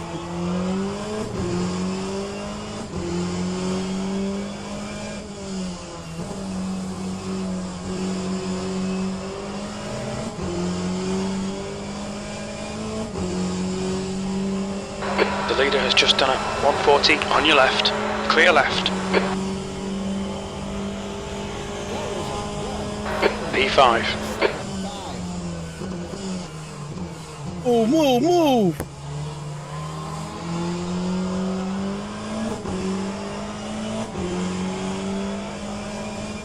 Left side. Clear left.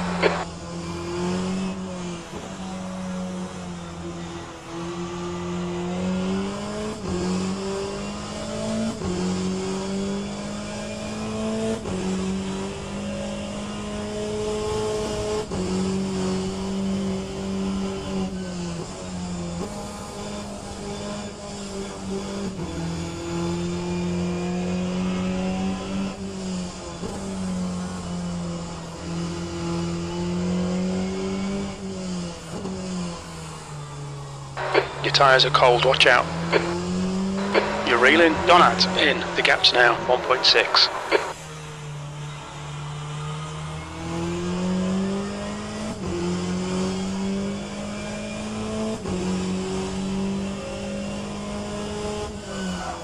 Right there, missed it again, and missed it again, locked the wheels up again.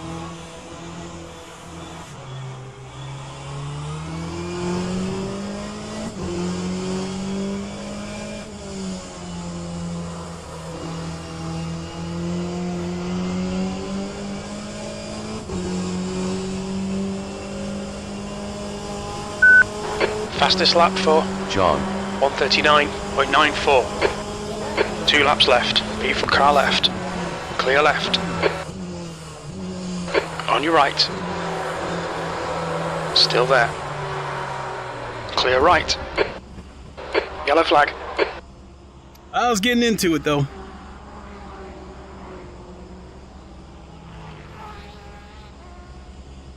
That's a rather fun version of the track.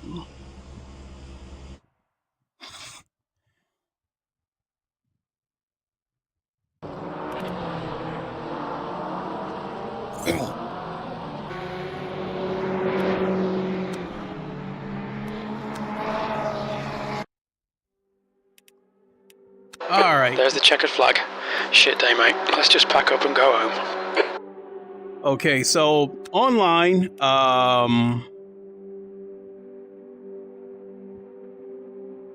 this Grand Tour starts in 40 some odd minutes. It's a career ladder. Oh, that's coming soon? How long has that been there?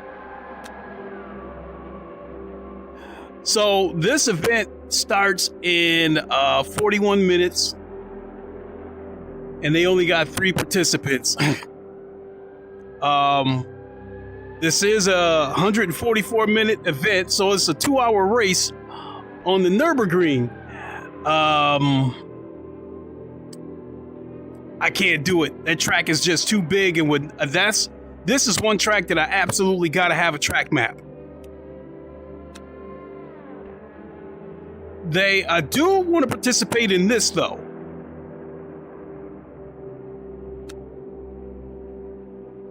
This is the weekly GT3 Open. Rank impact medium in medium. Event starts Wednesday, April 17th at 2015, which I believe is 8:15 p.m. 125-minute race. This is at Sebring. I definitely want to participate in this, so I have not purchased Sebring yet, but I will in time for this event. And if I see enough people participating and I can get in it, with my safety rating, then I will.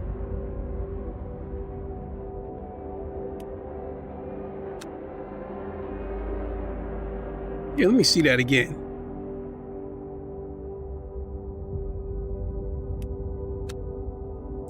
Okay, let's hop into one of the GT3s.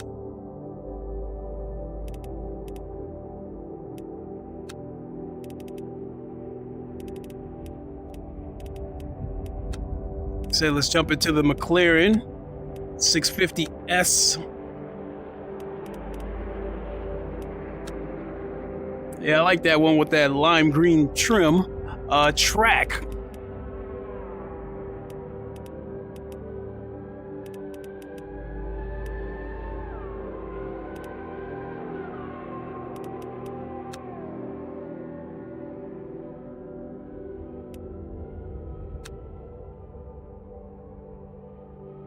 It was an Autodrome of Atlanta Sports Park. Which one? Electric Docks. Nope. Lime Rock. Nope. Loch Drummond. We've done Long Beach, Malaysia.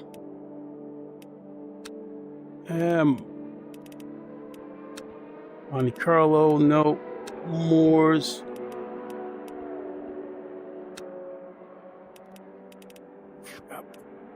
Palm Beach, no. Portland. Sao Paulo, here we go. I forgot what this is one of the Autodrome tracks on GT7 and Automobilista 2. And let's put GT3 cars in here. Let's fill this up with GT3 cars.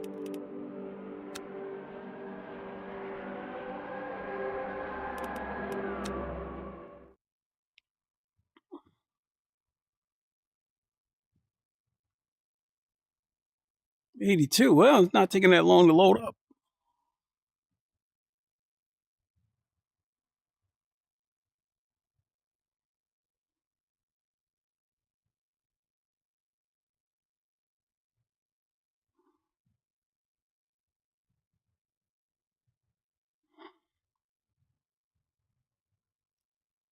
Uh, 95 degrees. 95%. I'm sorry.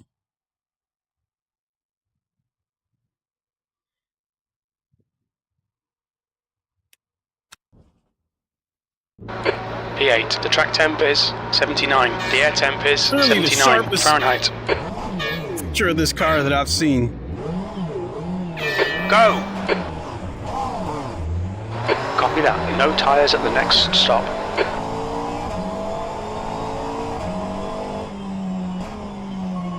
Car left. Damn it! Hold your line. Again, Clear hit by left. another car because it was feedback. It'll went polish nuts. out, mate. Forget about it.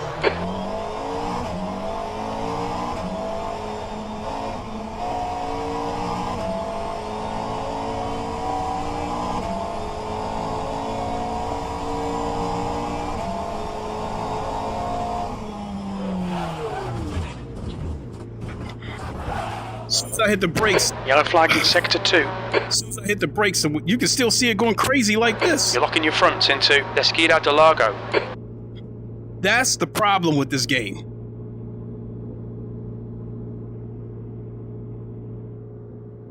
So, I don't know if something needs an update or not, but that is the biggest problem I have with this game is at times my wheelbase just goes absolutely nuts. The track temperature is increasing. It's now 93 Fahrenheit.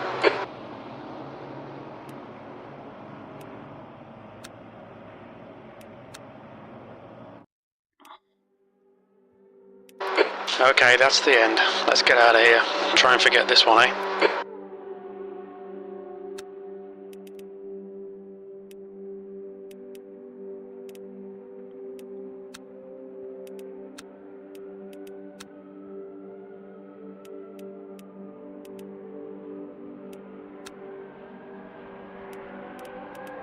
Yeah, let's get a Mercedes to go.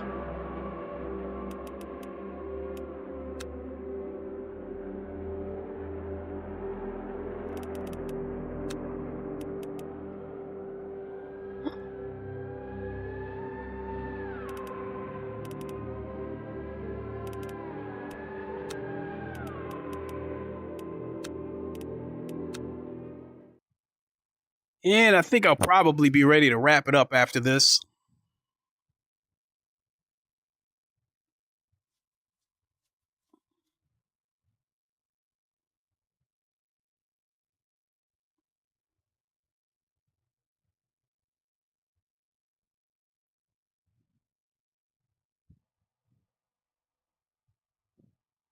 Do, do, do, do, do, do, do, do.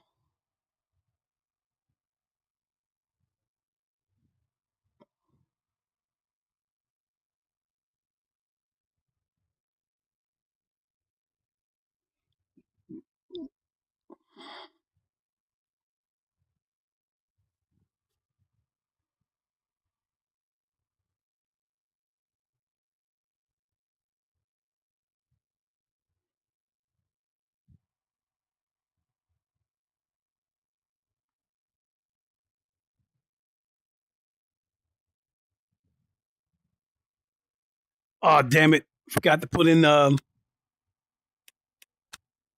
GT3s. Damn it.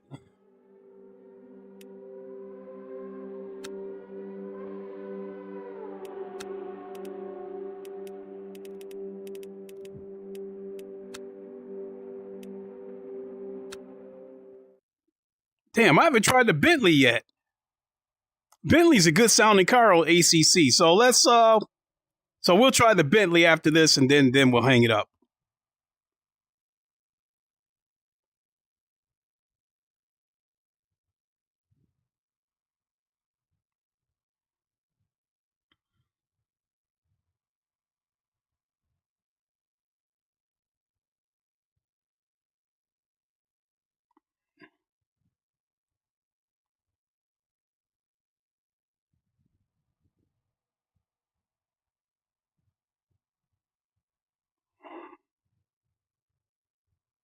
Mm-hmm.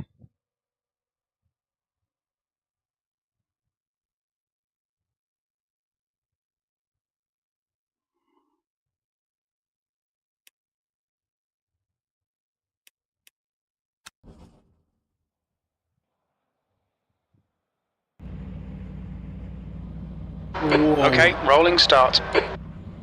Now that is a sharp picture. The track temp is 89. The air temp is 89 Fahrenheit. East car left. Go, go, go. Clear left. Understood. We're not going to change the I don't want left these other side. cars taking me out. I'm letting them go. Still there. Clear left.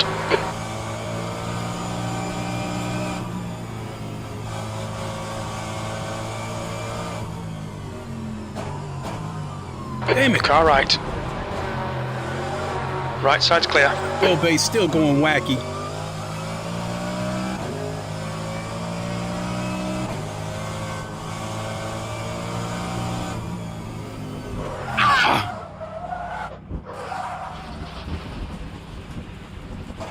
Incident in Sector 1, yellow flag. Sector 1 is green.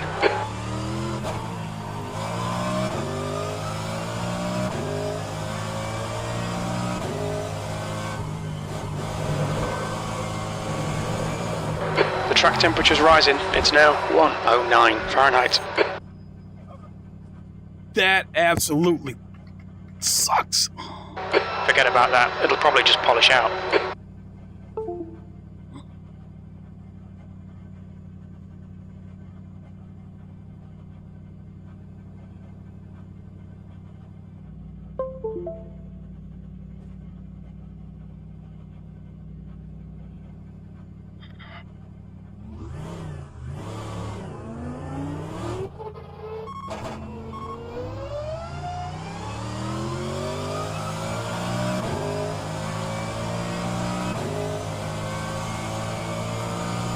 I got no force feedback whatsoever.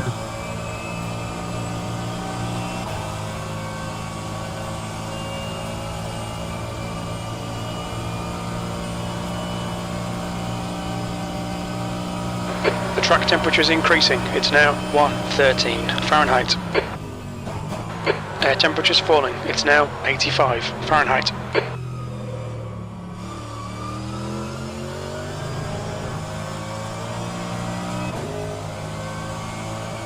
Car sounds pretty good though.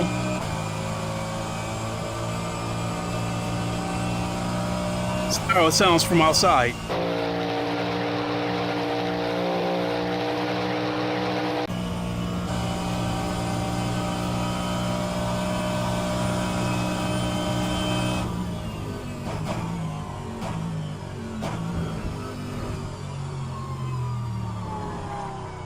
Yeah, I got no force feedback now because I Yellow flag. Watch out. shut it off and because the wheel was just going too wacky.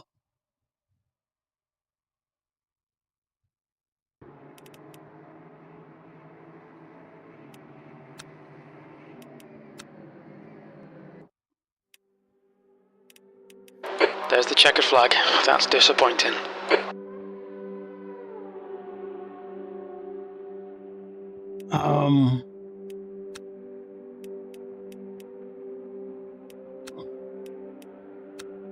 Going to the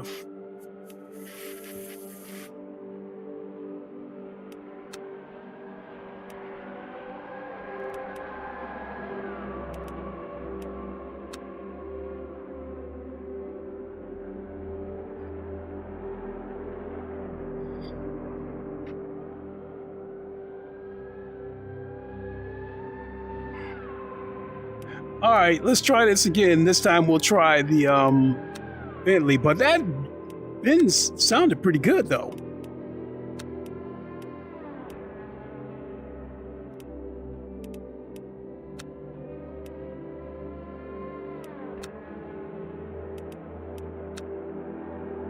Take that one.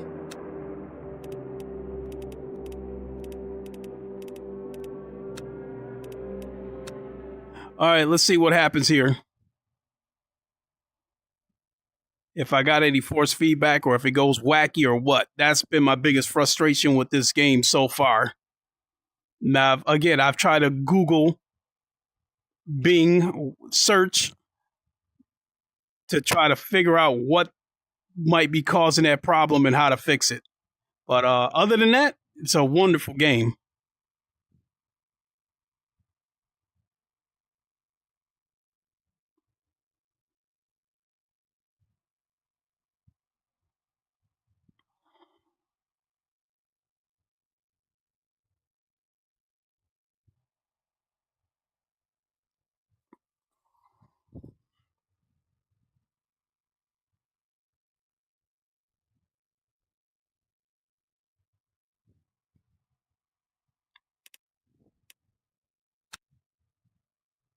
Next event.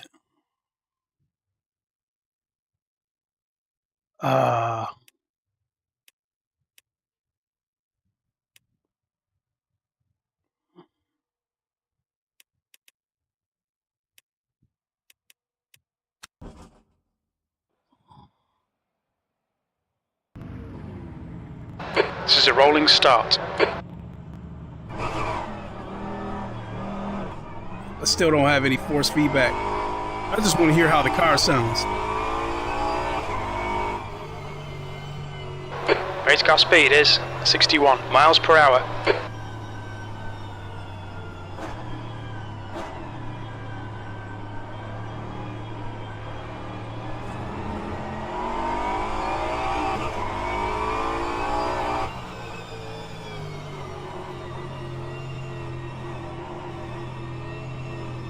Sounds pretty good.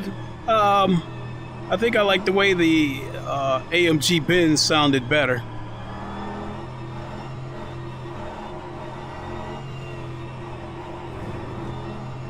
So yeah, I got no force feedback whatsoever.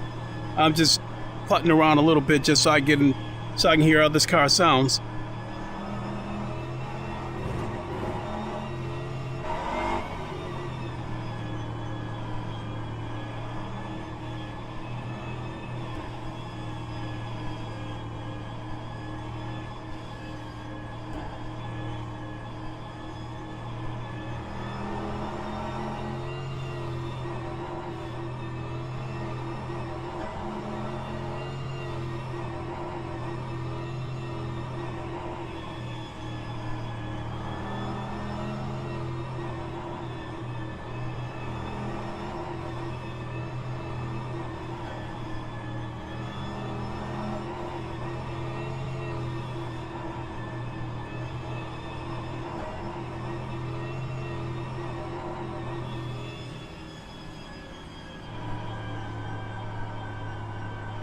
Track temp is 110. The air temp is 88 Fahrenheit.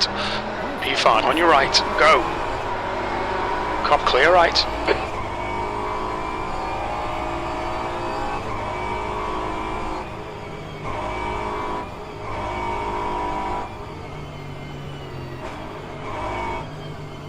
Left side.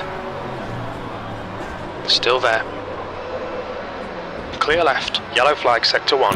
It's fine, mate. It's just a scrape.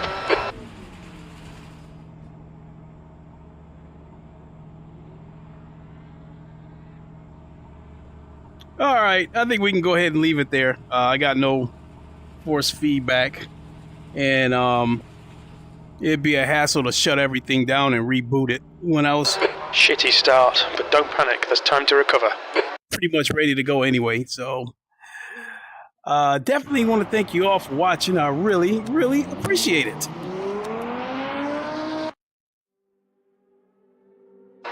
Okay, it's over. Bloody awful result, mate. I'd say so. Yeah, definitely got to resolve that force feedback issue. But other than that, I absolutely love this game. And we're going to work on getting that force feedback issue resolved. And I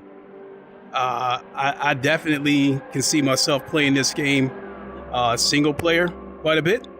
But, you know, online, we'll just have to see what events are there. Because this game has a lot of tracks and a lot of cars to choose from, so that means a lot of different varieties of online races. So we'll just have to see what happens. So yeah, thank you all for watching. I really, really appreciate it. And I'll try not to be gone. I'll try not to be gone for 2-3 weeks again before I stream something again. So we'll see what the next daily race is for GT7, and maybe see if we can get one of those in. With that, but once again, I want to thank you all. We'll see you on the next one. Until then, you all know the line. Wakanda forever. Long live the king, and deuces. See you soon, everybody. Have a good one.